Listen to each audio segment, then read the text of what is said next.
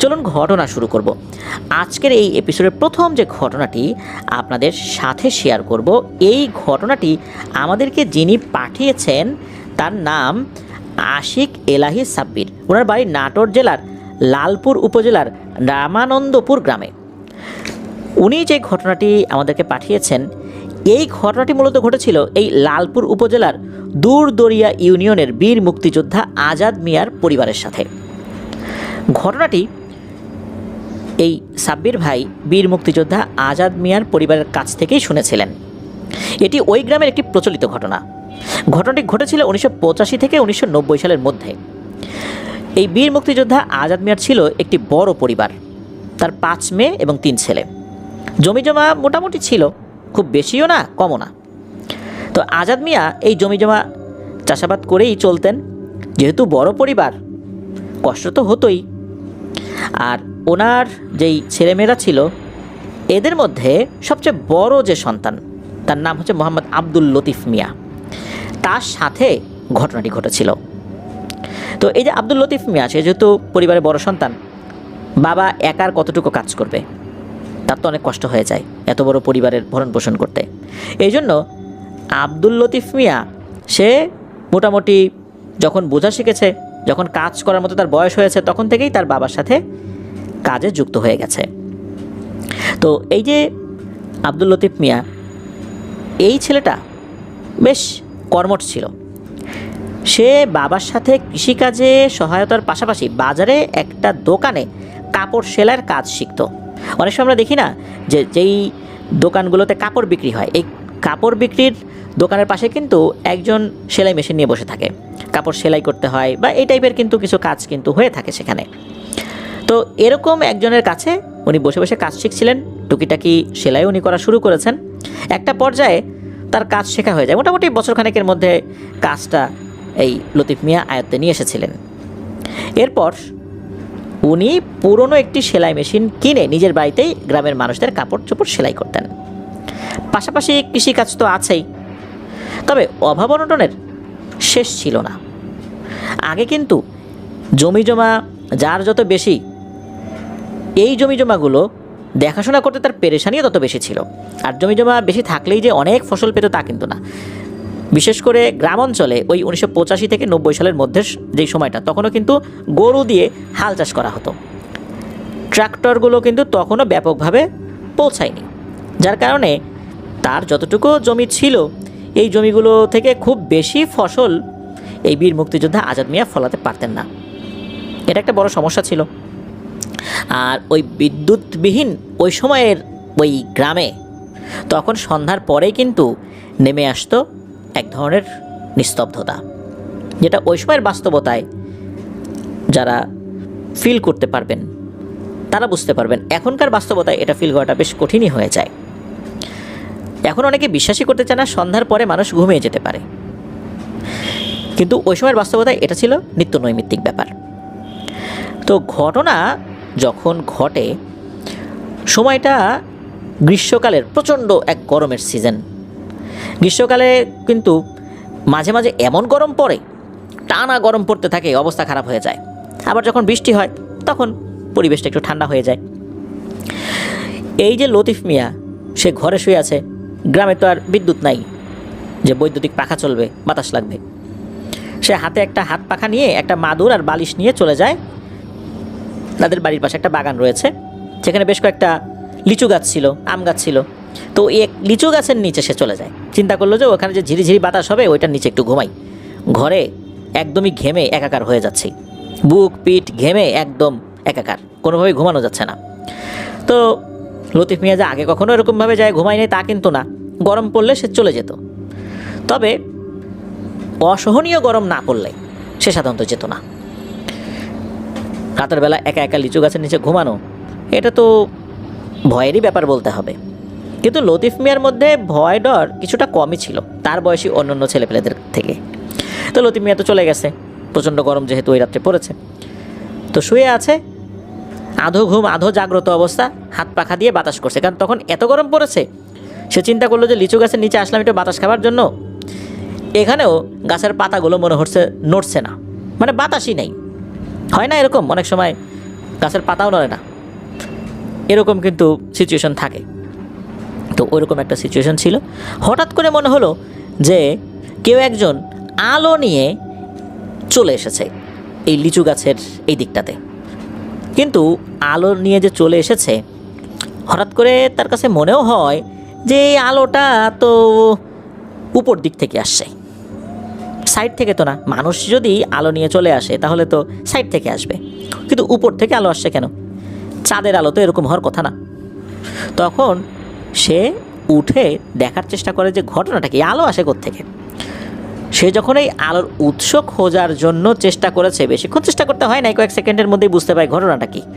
আর তখনই এই লতিফ মিয়া প্রচণ্ড ভয় পায়। ভয় পেয়ে দৌড়ে সে বাড়ির ভেতরে চলে যায়।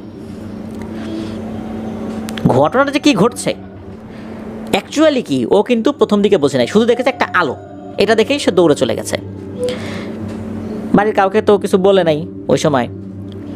বেশ কয়েকদিন পার হয়ে যায়, লতিফ মিয়া অনেকটা ভুলেও যায় বিষয়টা। সপ্তাহখানেক পর আবার এক রাতে প্রচণ্ড গরম পড়েছে। লতিফ মিয়া সেই লিচু গাছের নিচে চলে গিয়েছে ঘুমানোর জন্য। তো এবার আর ঘুমায় নাই, কোনোভাবেই ঘুম আসছিল না। সে শুয়ে শুয়ে ওই হাত পাখা দিয়ে নিজেকে বাতাস করছে। এমন সময় হঠাৎ করে দেখে লিচু গাছটি চতুর্দিকে আলোকিত হয়ে গেছে, মনে হচ্ছে একদম দিনের মতো আলো হয়ে গেছে। লতিফ মিয়া এইবার দৌড়ে না পালিয়ে বিষয়টা বোঝার চেষ্টা করছে ঘটনাটা কি, এই আলোর উৎসটা কি। চোখ ধাঁধিয়ে যাচ্ছে ওই আলোর উৎসের দিকে তাকিয়ে, সূর্যের মতো কিছু একটা জ্বলছে। তো কিছুক্ষণের মধ্যে ওই আলোটা তার চোখে সহনীয় হয়ে যায়। সে খেয়াল করলো যে আরে এটা তো একটা মেয়ে, এই মেয়ে একটা সাদা কাপড় পরে আছে, সেই সাদা কাপড় থেকে এইরকম উজ্জ্বল আলো ছড়াচ্ছে। আর ওই মেয়েটা লিচু গাছের একটা ডালে বসে আছে। লতিফ মিয়া তো অবাক যে এই মেয়েটা কোত্থেকে আসলো। এই মেয়েটা কিন্তু 8-10টা স্বাভাবিক যেই মেয়ে হয় ওই রকমই, মানে সে যে একদম অপরূপা সুন্দরী, চোখ ধাঁধানোর মতো সুন্দরী সেটা এরকম না, মানে সাধারণ 8-10টা সুন্দরী মেয়ে যেরকম হয় ওই রকম। ওই মেয়েটা লতিফ মিয়াকে দেখে ফেলে। লতিফ মিয়াকে দেখার পর লতিফ মিয়াকে বলে যে লতিফ মিয়া, ভয় পাবার কোনো কারণ নাই, তুমি তো আমাকে দেখে ফেলছো, সেদিন দৌড়ে পালিয়ে গেছিলা, তো তাতে কোনো সমস্যা নাই। তুমি যে আমাকে দেখেছো, তুমি কাউকে বলো না, যেহেতু সেদিনের কথা কাউকে বলো নাই, আজকেও কাউকে কিছু বলার দরকার নাই। আমি আসি মাঝে মাঝে এখানে, এসে বসি, বিশ্রাম নেই, আবার চলেও যাই। রাতের বেলা তো এখানে কেউ আসে না, তো যেহেতু গরম পড়েছে এই জন্য তুমি আসছিলা। আমিও এই বিষয়টা নিয়ে কাউকে বলবো না আমার সম্প্রদায়ের কাছে, তুমিও কাউকে বলো না। আর তোমার বিষয়ে আমি খোঁজখবর নিয়েছি, অনেক কষ্ট হয় তোমার এবং তোমার বাবার এত বড় সংসার। আল্লাহর কাছে দোয়া করব যেন তোমাদের সংসারে আল্লাহ তাআলা বরকত দান করেন। তো লতিফ মিয়ার সাথে কিছু সাধারণ কথাবার্তা হয় আর কি। এরপর লতিফ মিয়াকে ওই মেয়েটা বলে তুমি এখন চলে যাও, আমাদের কাছে বেশিক্ষণ থাকতে হয় না, বেশিক্ষণ থাকলে মানুষের কিছুটা ক্ষতি হয়। তো লতিফ মিয়া বাড়িতে চলে যায়। এ বিষয়ে বাড়িতে কারোর সাথে কোনো কথাও বলে না, কিছুই বলে নাই এটা নিয়ে।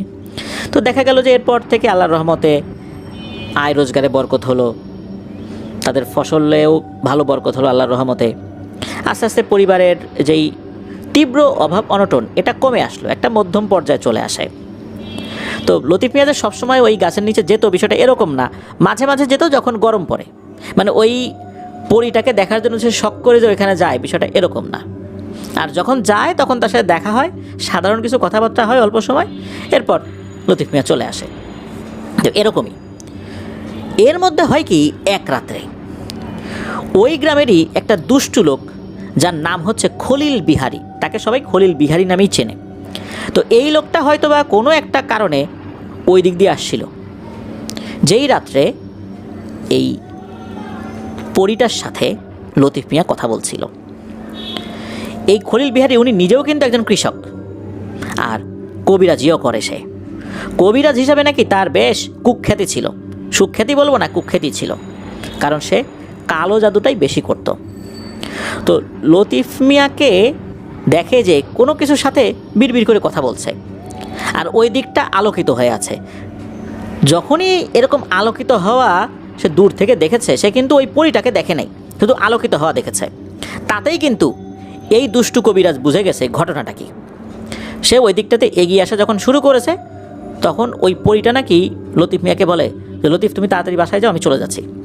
এই বলেই দ্রুত ওই পরীটা চলে যায় ওখান থেকে। আর তখনই ওই খলিল বিহারি ওখানে চলে আসে, এসে বলে, এই লতিফ, তুই কার সাথে কথা বলতেছিলি রে? এখানে যে একটু আগে অনেক আলো দেখলাম, কিসের আলো? তো লতিফ বলে, না না না, কই না তো, আমি তো কোনো আলো দেখি নাই, আপনি কোথায় আলো দেখলেন? এই বলে সে আমতা করে কথা এড়িয়ে দৌড় দিয়ে বাড়ি চলে গেল, এক দৌড়ে বাড়ি চলে গেছে। এখন এই যে খলিল বিহারি, এই খলিল বিহারি তো বুঝতে পারছে যে এই লতিফ মিয়ার সাথে কোনো ভালো শক্তিশালী পরীর কথা হয়। তখন সে একটা দুষ্টু বুদ্ধি আঁটতে থাকে। এরপরে হয় কি, লতিফ মিয়া কিন্তু মাঝে মাঝে গিয়েছে ওই লিচু গাছের ওখানে, তবে যখন কথা বলেছে তখন কোনো আলোকিত হয় নাই, মানে একটা ছায়া অবয়বে ওই পরীটা আসছে, এবং ওই পরীটা বলছে যে আমি আর আলোকিত অবস্থায় এখানে আসতে পারবো না, কেননা একটা দুষ্টু লোক আমাদেরকে দেখে ফেলেছে, আর এখানে আমি সবসময় আসি না, মাঝে মাঝে বিশ্রাম নেওয়ার জন্য আসি। লতিফ, তুমি সাবধানে থেকো। তো এরকমটা বলে। এখন এই যে লতিফ মিয়া, তার তো বয়স বেশি না, কিশোর বয়স, সে আর কি বোঝে আর এসবের। সে সাবধানে থাকা বলতে বুঝিয়েছে যে এই খলিল বিহারির সাথে যেন কথাবার্তা কম বলা হয়, খলিল বিহারি তাকে দেখে ফেলে কথা বলা অবস্থায়, এরকম পরিবেশে যেন এই লতিফ মিয়া না যায়, এমনটাই পরি বোঝাতে চেয়েছে। এরকম সপ্তাহখানিক কেটে যায়। এরপরে দেখা যায় যে হঠাৎ করেই এই লতিফ মিয়ার বেশ মারাত্মক অসুস্থতা শুরু হয়ে যায়। এমন অসুস্থতা, সে কোনো কিছু খেতে পারে না, তার শরীরে মনে হচ্ছে যে জ্বালাপোড়া শুরু হয়ে গেছে। এরকম আস্তে আস্তে সে এতটাই শুকিয়ে পড়ে আর রোগা হয়ে যায়, তার কোনো মাংসই আর শরীরে অবশিষ্ট ছিল না বলতে হবে, হাড়গুলো গোনা যেত। আর সবসময় সে চিৎকার করে কান্না করত। আর সে যখন কান্না করত, এই কান্নার শব্দটা ছিল বেশ অদ্ভুত। অনেকগুলো বাদুর যদি এক জায়গা হয়ে কিচিরমিচির করে যেরকম শব্দ হয়, ওই রকম শব্দ নাকি হতো। আর মাঝে মাঝে সে বিড়ালের মতো করে আওয়াজ করত। বিড়ালের মতো মিউ মিউ বিষয়টা এরকম না, বিড়াল যখন কিছুটা গর্জন করে, এক ধরনের আওয়াজ করে, ওই রকম। যখন বিড়াল রেগে থাকলে এক ধরনের শব্দ করে, ওই রকম শব্দ। লতিফ মিয়ার বাবা, উনি তো ওনার সাধ্য অনুযায়ী যথেষ্ট চেষ্টা করেছেন চিকিৎসা করার জন্য। একটা পর্যায়ে জমি জমা বিক্রি করে বড় বড় ডাক্তার দেখিয়েছেন, অনেক টেস্ট করিয়েছেন ওই সময়ের প্রেক্ষাপটে, কিন্তু কোনো রোগ ধরা যায়নি। অনেক দিন রাজশাহী মেডিকেল কলেজে এই লতিফ মিয়া ভর্তি ছিল, কিন্তু ডাক্তার কিছুতেই বলতে পারে না যে লতিফ মিয়ার আসলে রোগটা কী। 1 বছর এভাবেই পার হয়ে যায়। এই 1 বছরের মধ্যে বিশেষ করে হঠাৎ করে যখন লতিফ মিয়ার অসুস্থতা শুরু হয়েছে, এরপর থেকে কিন্তু ওই পরীর সাথে দেখা হওয়া, কথা হওয়া বন্ধ হয়ে যায়। এরপর চাঁপাইনবাবগঞ্জের একজন হুজুরের সন্ধান পান লতিফ মিয়ার পরিবার। সেই হুজুরের কাছে লতিফ মিয়াকে নিয়ে যাওয়া হয়। হুজুর সব কিছু দেখে শুনে বলেন যে অনেক দেরি হয়ে গেছে, একে চিকিৎসার মাধ্যম দিয়ে বাঁচানোর আর কোনো উপায় নাই। আল্লাহ যদি নিজ হাতে তাকে বাঁচান, হায়াত বৃদ্ধি করেন, তাহলে সম্ভব। কারণ ভয়ঙ্কর এক কালো জাদু করা হয়েছে, আর এই কালো জাদু করতে ব্যবহার করা হয়েছে একটি জীবিত বিড়ালকে। প্রথমে এই বিড়ালটিকে জবাই করা হয়েছে, এরপর বিড়ালের শরীরে কয়েক হাজার সুই বিধিয়ে দেওয়া হয়েছে, এরপর এই বিড়ালটিকে নদীর পানিতে ভাসিয়ে দেওয়া হয়েছে। এটা ভয়ঙ্কর এক টাইপের বান মারা, আর এটা অনেক আগে করা হয়ে গেছে। যখন করা হয়েছে তখন যদি ওই বিড়ালটি পাওয়া যেত, তখন হয়তোবা এই বানটা কাটানো যেত, কিন্তু এই সময়ের মধ্যে তো ওই বিড়ালটা একদম পচে গলে নষ্ট হয়ে গেছে, কোনোভাবেই সেটাকে আর পাওয়া যাবে না। তাই কোনো রুকিয়াতে একে ভালো করা খুবই দুরূহ ব্যাপার। আর এই জ্ঞানটা আমার জানা নাই যে এই ধরনের বান কাটানোর জন্য আমি কোন ধরনের রুকিয়া ব্যবহার করব। আমি যতটুকু জানি আমি চেষ্টা করছি, তবে আমার ধারণা যে কে আর বাঁচানো সম্ভব হবে না। হুজুর আরও কিছু তথ্য বলেন, কারণ বাড়ির লোক তো আসলে জানতো না ঘটনাটা কি। এই যে পরীর সাথে দেখা হওয়া, খলিল বিহারির সাথে দেখা হয়, এটা তো বলতো, মানে এটা তো লতিফ মিয়া বলে নাই বাড়ির কাউকে। এই বিষয়টা একদম সে চুপচাপ ছিল এই বিষয়টা নিয়ে। ওই হুজুর বলেছিলেন যে মূলত একে বান মারা হয়েছে একটা শক্তিশালী পরীকে বন্দি করার জন্য, কিন্তু এই কাজে ওই তান্ত্রিক সফল হয় নাই। ওই পরীটা যেন এই খলিল মানে এই যে লতিফ মিয়া তার কাছে আসতে না পারে, এই জন্য একটা বিশেষ বন্ধনী খলিলের উপরে দেওয়া হয়েছে। আর ওই বাড়ির চতুর্দিকেও একটা বন্ধনী দেওয়া হয়েছে। হুজুর কি করেছেন, উনি ওইটা কেটে দিয়েছেন, অর্থাৎ রুকিয়া করে ওই বন্ধনীটা কেটে দিয়েছেন যেটা লতিফ মিয়ার উপর করা হয়েছে, আর ওই বাড়ির বন্ধনীটাও কেটে দিয়েছেন। তবে উনি বলেছেন যে এটা কেটে খুব বেশি লাভ হবে না, মূল সমস্যা থেকেই যাবে। কে জাদু করেছে এই বিষয়টা কিন্তু বলতে ওই হুজুর অস্বীকৃতি জানান যে এটা বলা যাবে না। অনেক চাপাচাপি করলেও হুজুর এটা বলেন নাই। লতিফ মিয়াকে যখন বাড়িতে নিয়ে আসা হয়, এরপর ওই পরীটা সে এসেছিল রাতে। ওই পরীটা আসার পর ওই পরীটা সব কথা খুলে বলে যে মূলত ওই খলিল বিহারী এই ভয়ঙ্কর কাজটি করেছে। আর এই কারণে ওই পরীটাও কোনোভাবেই সে লতিফ মিয়ার সাথে দেখা করতে পারেনি। লতিফ মিয়াকে দিয়ে ওই পরীটাকে বশ করার একটা চেষ্টা করেছিল, কিন্তু কোনোভাবেই সে সমর্থ হয়নি। কারণ এত বড় বিদ্যা বা এত বড় তান্ত্রিক বিদ্যা সে অর্জন করে নাই যাতে করে সে ওই পরীকে বশ করতে পারবে। সে মনে করছিল খুব সহজে কাজ হয়ে যাবে, কিন্তু সেটা হয়নি। ওই পরী লতিফ মিয়ার কাছ থেকে বিদায় নেয়, এই বলে বিদায় নেয় যে লতিফ, তোমার সাথে আমার দেখা হওয়াটা আসলে তোমার জন্য ক্ষতি হয়েছে। তোমার সাথে যদি আমার দেখা না হতো তাহলে আজকে তোমার এই পরিণতি বরণ করতে হতো না। আমি আমার জায়গা থেকে চেষ্টা করতে পারতাম যদি ঠিক সময় তোমার সাথে আমি দেখা করতে পারতাম, কিন্তু আল্লাহ সেটা চান নাই, আমার আওতার বাইরে চলে গেছে। তোমাকে নিয়ে আমি আমার গোত্রের সাথেও কথা বলেছি, তারাও বলেছে যে এটা এখন আর করা সম্ভব না, এটা এমন একটা পর্যায়ে চলে গেছে, আমাকে ক্ষমা করো। আর এই বিষয়টা তখন প্রকাশের অনুমতি দেওয়া হয়, অর্থাৎ লতিফ মিয়া যেন পরিবারকে এই বিষয়টা প্রকাশ করে যে কীভাবে কী হয়েছে না হয়েছে, ওই পরীর বিষয়টা আরও ডিটেলসে যেন প্রকাশ করে, এই বিষয়ে পরী অনুমতি দেয়। এরপর লতিফ মিয়া পরিবারের কাছে সব কথা খুলে বলে। পরিবার থেকে কিন্তু ওই খলিল বিহারীকে ধরা হয়েছিল, খলিল বিহারী সব কথা অস্বীকার করে। এখন এটা তো কোনো প্রমাণ নাই, বিচার সালিশ করে তো লাভ নাই, যার কারণে ওই খলিল বিহারী কোনো কিছু করা যায়নি। অল্প কিছুদিনের মাথায় লতিফ মিয়ার মৃত্যু হয়। পরিবারের অন্য কোনো সদস্যদের সাথে কোনো ধরনের ভয়ের ঘটনা ঘটেনি আল্লাহর রহমতে। আর আশিক এলাহি সাব্বির ভাই যতটুকু জানিয়েছেন যে এই যে খলিল বিহারী, উনি নাকি এখনও বেঁচে আছেন, তার বয়স এখন 107 বছরেরও বেশি। তবে উনি যে এই লতিফ মিয়াকে কালো জাদু করেছিলেন এটা উনি ওই সময় স্বীকার না করলেও এখন সেটা স্বীকার করেন। তিনি এখন অনুশোচনা করেন তিনি যে কাজটি করেছেন সেটা অন্যায় করেছেন। আর বিগত 1 যুগেরও বেশি সময় ধরে খলিল বিহারী অসুস্থ, তার শরীরেও হাড় ছাড়া মাংসের কোনো উপস্থিতি খুব একটা চোখে পড়ে না। উনি আফসোস করেন তার কাজের জন্য। খলিল বিহারী তো বেঁচে আছেন, এত বছর আল্লাহ ওনাকে হায়াত দিয়ে রেখেছেন। সাধারণত আমরা এই ধরনের ঘটনার ক্ষেত্রে দেখি যে এই যে কবিরাজ, সেও মারা গেছে বা এরকম কিছু একটা হয়েছে, কিন্তু না, এখনও পর্যন্ত খলিল বিহারী জীবিত আছেন।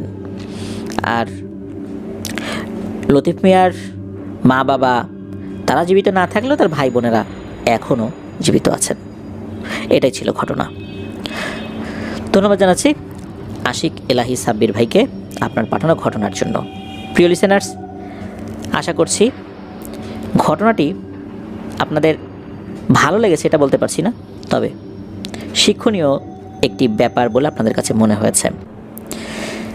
আসলে এই কারণে শিক্ষণীয়, আমরা সুপার ন্যাচারাল এন্টিটি যেগুলো, এগুলোর প্রতি অনেকেই আগ্রহ দেখাই। এই আগ্রহগুলো খুব একটা বেশি আসলে ভালো হয় না, অধিকাংশ ক্ষেত্রেই এটা পরিণতি খারাপই হয়। লতিফ মিয়া উনি আসলে অল্প বয়স্ক ছিলেন ওই সময়, ওই রকম পরিণত বয়স্ক মানুষের মতো চিন্তা উনি করতে পারেন নাই। আর এই ধরনের একটা বিপদ যে হয়ে যাবে এটা তার পরিবারও বুঝতে পারে নাই। তারা যদি শুরুতেই বুঝতে পারতো, শুরুতেই যদি ভালো কোনো হুজুরের কাছে নিয়ে যেতেন, তাহলে হয়তো বা খুব দ্রুত এটা সমাধান করা যেত। কিন্তু আল্লাহ তার মৃত্যু ওভাবেই লিখে রেখেছিলেন, এই কারণে এটা হয়েছে। প্রিয় লিসেনার্স, আপনারা ইদানিং বেশ কিছু নিউজ দেখতে পাচ্ছেন, বিভিন্ন জায়গা থেকে কবরের হাড় চুরি হয়ে যাচ্ছে, বিভিন্ন জায়গায় অনেক জাদুকররা মানুষকে টাকা দিয়ে মূর্তির মাথা ভেঙে নিয়ে আসা, কবর থেকে হাড় চুরি করে নিয়ে আসা, এই বিষয়গুলো কিন্তু তারা করাচ্ছেন। এরকম অনেকগুলো নিউজও এসেছে। মানিকগঞ্জের ঘিওরে ওই ধরনের ঘটনা ঘটেছে। তারপর পাবনাতেও কবর থেকে লাশের হাড় চুরি হয়ে যাচ্ছে। এছাড়া মেডিকেলে মানুষের কঙ্কাল তো লাগে, এই কারণেও কিন্তু কঙ্কাল চুরি হয়, এটাও একটা কারণ। কিন্তু জাদুবিদ্যার প্রয়োগটাও কিন্তু অনেকটাই বেড়ে গেছে। ইদানিং জাদুর কারণে এত মৃত্যু হচ্ছে যেটা আমরা বুঝতেও পারি না। আল্লাহ আমাদেরকে হেফাজত করুন। সেলফ রুকিয়া যেগুলো, মানে নিজে নিজে যে রুকিয়াগুলো করা যায়, এগুলো আমরা শিখে নেব ইনশাল্লাহ। তাতে করে আমরা অনেকটাই সেফ থাকতে পারবো আল্লাহ যদি চাহেন। প্রিয় লিসেনার, চলুন চলে যাব আমাদের এবার এপিসোডের পরবর্তী আরও একটি নতুন ঘটনায়।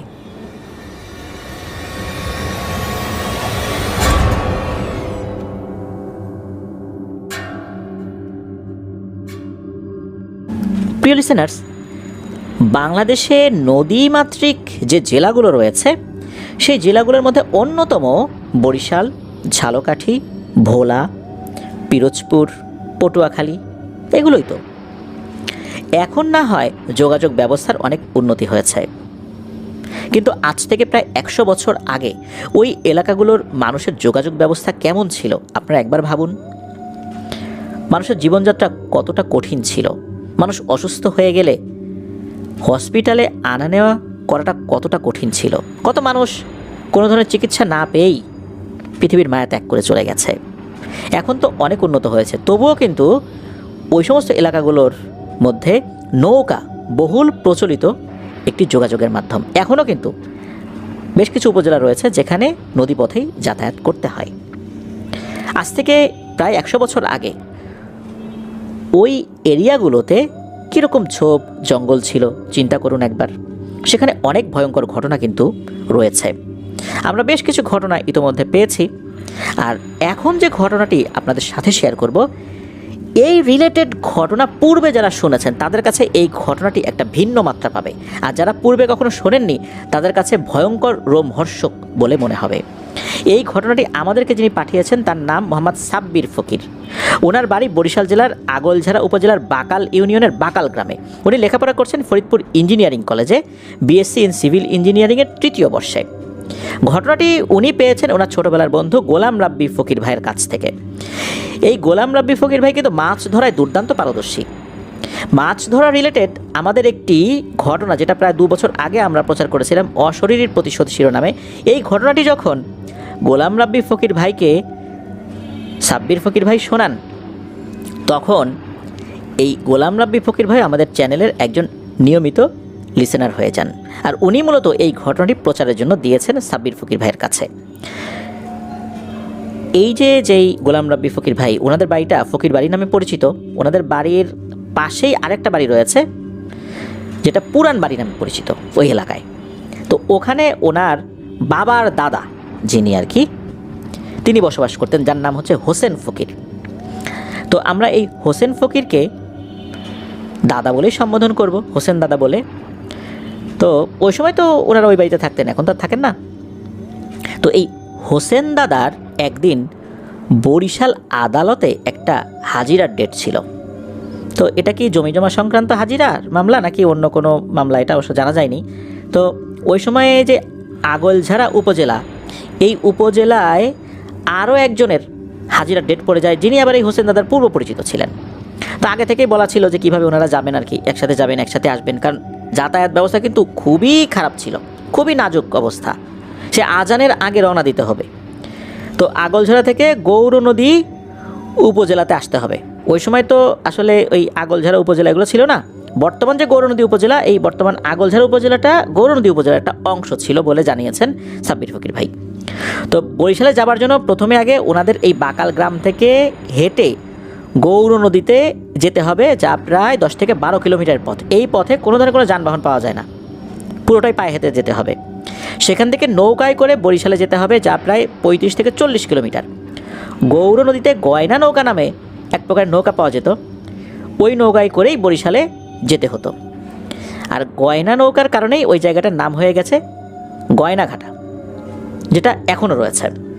তো ওনারা তো খুব ভোরে রওনা করেছিলেন। তাদের পরিকল্পনা মতো ওনারা দুপুরের আগেই বরিশালে পৌঁছে যান। বরিশাল অঞ্চলের দূর দূরান্ত থেকে মানুষজন অনেক কষ্ট করে সময় নিয়ে আসতেন দেখে ওই সময় কোর্ট কিন্তু দেরিতে বসতো।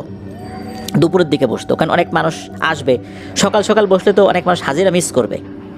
এই জন্য বিচারক দেরিতে বসতেন ওই জায়গার বাস্তবতায়। তো ওনারা দুপুরের আগেই বরিশাল পৌঁছে গেছেন। এরপর কোর্টের কাজ শেষ করে ফিরতে ফিরতে বেশ দেরি হয়ে যায়। গৌর নদী আসতে আসতে রাত তখন আনুমানিক 11টা বেজে যায়। ওই সময়ের প্রেক্ষাপটে, আজ থেকে প্রায় 100 বছর আগের প্রেক্ষাপটে রাত 11টা মানে কত রাত নিশ্চয়ই আমরা অনুমান করতে পারছি। তো গৌর নদী থেকে ওই আগলঝাড়া তাদের একসাথে আসতে আসতে রাত প্রায় 1টা বেজে যায়। এখন হোসেন দাদার বাড়ি যেটা, আর ওই যে আর একজন যিনি দাদা উনি সাথে গিয়েছেন, এই দুইজনের বাড়ি তো দুই দিকে। যিনি সাথে ছিলেন তার বাড়ি কিন্তু অনেকটাই আগে, তো উনি তো ওনার বাড়িতে চলে যাবেন, আর হোসেন দাদাকে অনেকটা পথ একাই আসতে হবে। তো ওই দাদা বলেছিলেন যে হোসেন তুমি থেকে যাও, রাতটা থেকে যাও, সকালে যাও, অনেক রাত হয়ে গেছে।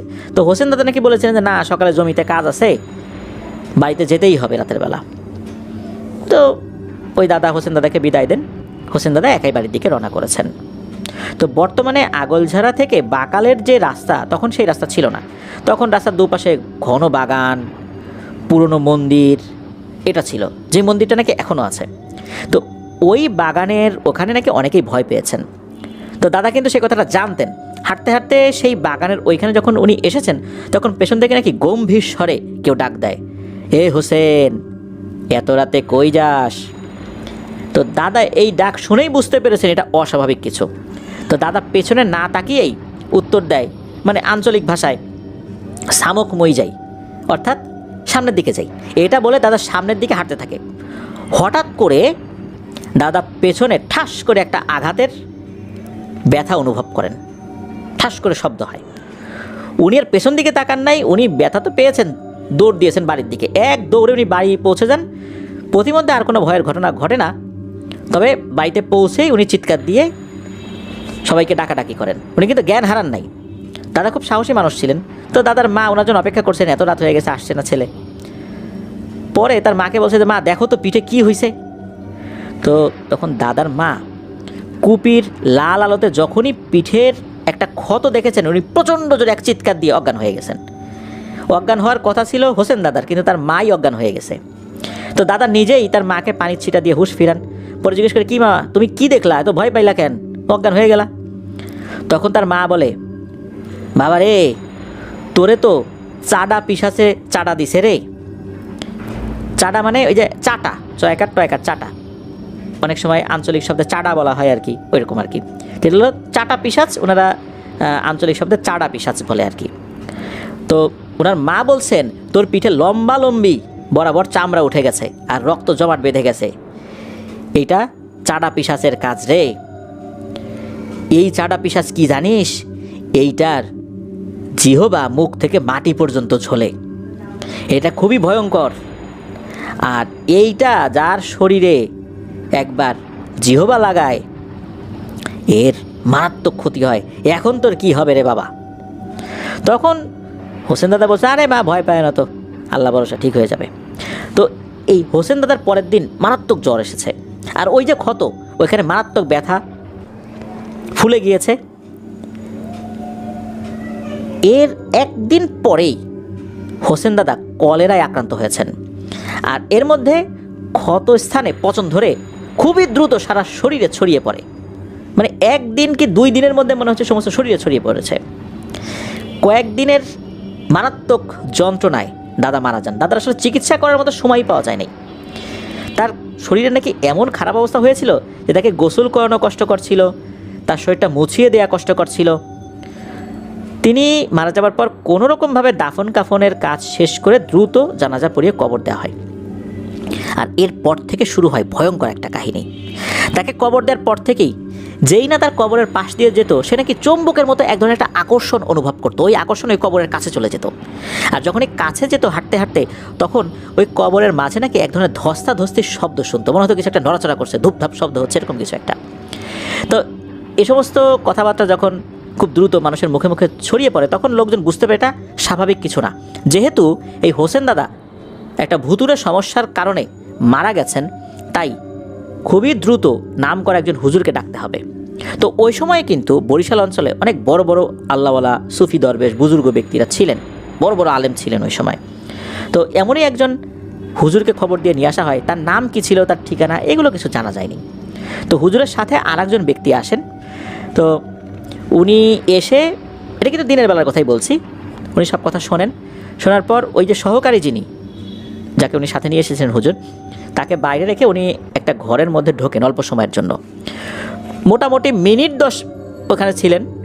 উনি খুব দ্রুত তাড়াহুড়া করে বের হয়ে আসেন, এসে বলে যে সময় নাই, তাড়াতাড়ি সবাই আসেন আমার সাথে।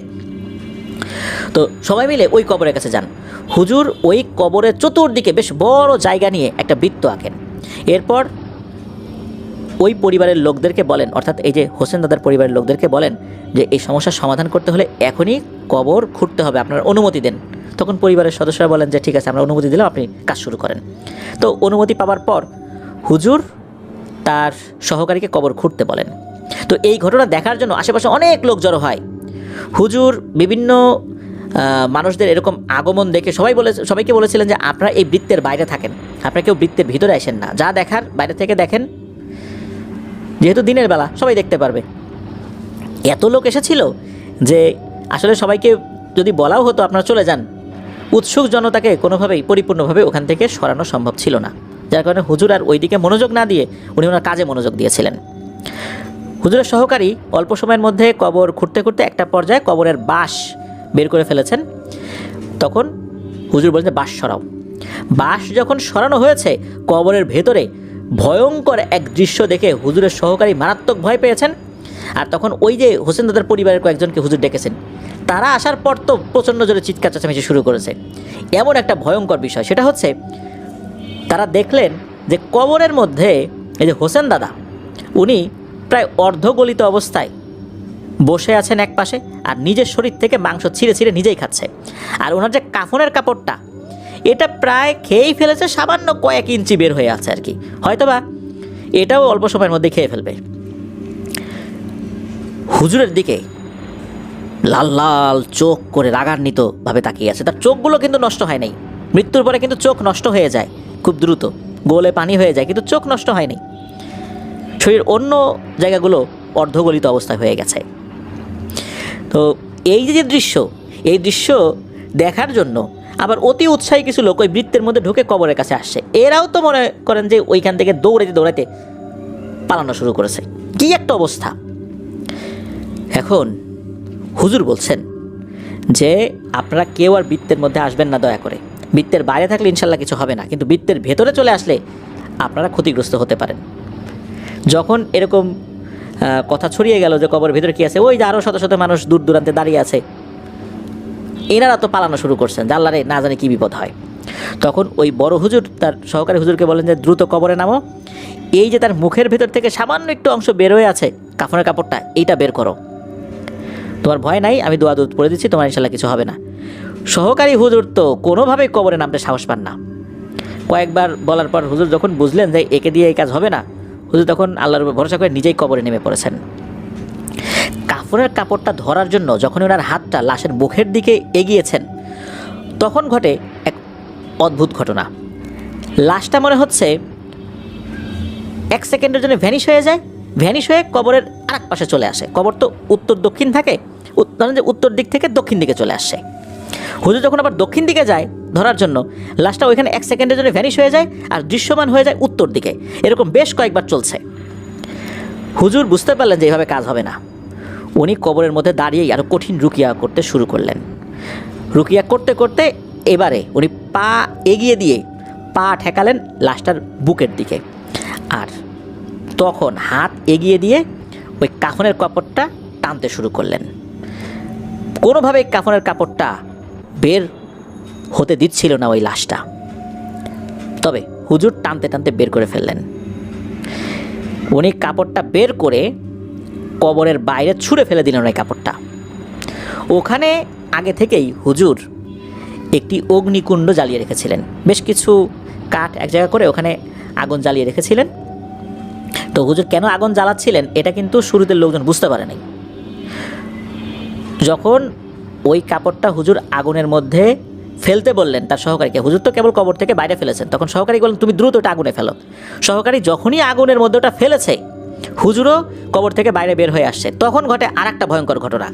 এই যে হোসেন দাদার লাশ, এই লাশটা কবর থেকে লাফ দিয়ে বাইরে বের হয়ে আসছে। দিন দুপুরে সকলের সামনে এই লাশটা ওই বৃত্তের চতুর্দিকে দৌড়াচ্ছে। সে বৃত্তের দিকে যায়, বৃত্তের যেটা শেষ মাথা মানে যেখানে বর্ডার আর কি, ওখানে মনে হয় অদৃশ্য কোনো কিছুর সাথে ধাক্কা খায়, আবার ফেরত আসে, আবার আর এক দিকে যায়, এইভাবে সে দৌড়াচ্ছে। মানে এই জায়গা থেকে চলে যাওয়ার জন্য সে অনেক চেষ্টা করছে, তো সে যেতে পারছে না। এদিকে ওই কাপড়টা পুড়তে পুড়তে যখন একদম পরিপূর্ণভাবে ছাই হয়ে যায়, তখন ওই লাশটা ঠাস করে পড়ে যায়। আর পড়ে যাওয়ার সময় ওই লাশটা কবরের কাছে চলে এসেছিল, ওই কবরের মধ্যেই পড়ে যায়। তখন হুজুর বলেন আলহামদুলিল্লাহ, বিপদ কেটে গেছে, ওই ভয়ঙ্কর পিশাচটা এটা মারা গেছে। তখন হুজুর আরও কিছু রুকিয়া করে কবরের যেই এটা তো আসলে খুঁড়ে ফেলা হয়েছিল আর কি, কবরটা পূর্ণ করে দেন। এটা তো পরিপূর্ণ ছিল না, যেহেতু খুঁড়ে ফেলা হয়েছে, আবার বাঁশটাস দিয়ে এটা পরিপূর্ণ করে দেন। নতুন করে জানাজা পড়ান নাই, ওটা পরিপূর্ণ করে দেন। হুজুর আলহামদুলিল্লাহ হয়ে গেছে, আর কিছু করতে হবে না। এরপর ওখান থেকে সব কিছু শেষ করে এসে কিছু ভয়ঙ্কর কথা বলেন। হুজুর বলেন যে উনি অল্প সময়ের জন্য যখন রুমে ঢুকেছিলেন, ওনার অনুগত কিছু জিনদের কাছ থেকে তথ্য নেওয়ার জন্য, জিনেরা বলেন যে হুজুর সময় আসার মাত্র অল্প, জানি না এই সময়ের মধ্যে করতে পারবেন কি না। ওই ভয়ঙ্কর ওই জিনটা ওর শরীরের মধ্যেই ছিল। এটা হচ্ছে এমন একটা পিশাচ, যেই পিশাচ তার জিহবা দিয়ে যদি শুধু মানুষ না জিনেদেরকেও স্পর্শ করে, জিনেরাও মারা যায়, এমন ভয়ঙ্কর জিনিস এইটা। আর এইটা যদি কাউকে একবার স্পর্শ করে, তার শরীরের মধ্যে শুধু কেন, তার লাশের মধ্যে ঢুকে যাওয়ার ক্ষমতা সে পেয়ে যায়। ওকে মেরে ফেলা হয়েছে কোনো এক বিশেষ রাত্রে বলতে মূলত তাকে ওই জিহবা দিয়ে স্পর্শ করেছে এক বিশেষ রাত্রে, এরপর তাকে মেরে ফেলেছে শরীরটা পচিয়ে দিয়ে। আর এই ধরনের রোগীর কাফনের কাপড় যদি একবার পেটের মধ্যে চলে যায়, তখন এই ধরনের পিশাচগুলো মারাত্মক শক্তিশালী হয়ে যায়। আর ও খেতে খেতে প্রায় পুরোটাই খেয়ে ফেলেছিল, সামান্য একটু বাকি ছিল, মুখের থেকে সামান্য একটু বাইরে বের হয়েছিল। হয়তোবা এটাও পাওয়া যাবে কিনা কবর খুঁড়তে খুঁড়তে এটাও নিশ্চিত ছিল না। তো এমনটাই ওই জিন জানিয়েছিল। আর জিনগুলো এটাও নাকি জানিয়েছিল যে ও যদি একবার পরিপূর্ণভাবে কাফনের কাপড়টা খেয়ে ফেলতে পারে, এরপর ওর পরবর্তী টার্গেট হচ্ছে এই পরিবারের অর্থাৎ হোসেন দাদার পরিবারের প্রত্যেকটা সদস্যকে কলেরা রোগে আক্রান্ত করে মেরে ফেলা, এবং প্রত্যেকটাকে মারার পর প্রত্যেকটার কবরে সেম ঘটনা ঘটাবে। কিন্তু আল্লাহর রহমতে সেটা আর সম্ভব হয় নাই এই হুজুরের ওসিলায়, আলহামদুলিল্লাহ। তো এই সমস্যা এখানেই সমাধান হয়েছিল। প্রিয় লিসেনার্স, এই যে চাটা পিশাচ, অর্থাৎ সে জিহবা দিয়ে চাটা দেয়, স্পর্শ করে, আর এই স্পর্শ করা মাত্রই ভয়ঙ্কর বিপদ নেমে আসে। প্রিয় লিসেনার্স, আমরা আমাদের যেই বইটা সামনে নিয়ে আসছি, এই বইয়েও কিন্তু এই ধরনের ভয়ঙ্কর এক পিশাচের গল্প রয়েছে। এটা ওই বরিশাল অঞ্চলে দেখা যায়। এটা আমরা নিয়ে আসছি ইনশাল্লাহ খুব তাড়াতাড়ি। আপনারা আমাদের আপকামিং যে বইটা রয়েছে আলেয়া শিরোনামে, সেই বইয়ে এই রিলেটেড এক জিনের ঘটনা জানতে পারবেন, এদের অস্তিত্ব সম্পর্কে ইনশাল্লাহ জানতে পারবেন। ধন্যবাদ জানাচ্ছি সাব্বির ফকির ভাইকে দুর্দান্ত একটি ঘটনা শেয়ার করার জন্য। আমরা ইতোপূর্বে এই ঘটনাগুলো বলতে এই ধরনের ঘটনার মধ্যে একটা জায়গায় এসে যখন আমরা দেখি যে লাশ কাফনের কাপড় খেয়ে ফেলছে, এরপর টেনে বের করা হয়, কিন্তু লাশ যে কবরের বাইরে বের হয়ে এসে দিন দুপুরে দৌড়াদৌড়ি করছে, এই ধরনের বিষয়গুলো কিন্তু আমরা খুব একটা শুনি না। এটা এই ঘটনায় ছিল। এই জন্য আমি বলেছিলাম যে যারা এই রিলেটেড ঘটনা শুনেছেন তাদের কাছে এই ঘটনাটি ভিন্ন মাত্রা পাবে, আর যারা এই ধরনের ঘটনা একদমই শোনেন নাই তাদের কাছে ভয়ঙ্কর রোমহর্ষক বলে মনে হবে। আশা করছি আপনাদের কাছ থেকে আরও ঘটনা পাবো ইনশাল্লাহ। সাব্বির ফকির ভাই এবং গোলাম রাব্বি ফকির ভাই, আপনাদের জানা আরও ঘটনা ইনশাল্লাহ আমাদেরকে পাঠাতে পারেন। লিসেনারদেরকে অনুরোধ করবো আপনারা বেশি বেশি করে আমাদেরকে সত্য ভয়ের ঘটনাগুলো পাঠান, লিখে বা রেকর্ড করে আপনাদের hrbd@gmail.com এই ইমেল অ্যাড্রেসে। চলুন প্রিয় লিসেনার্স, চলে যাবো আমাদের এবার এপিসোডের পরবর্তী আরও একটি নতুন ঘটনায়।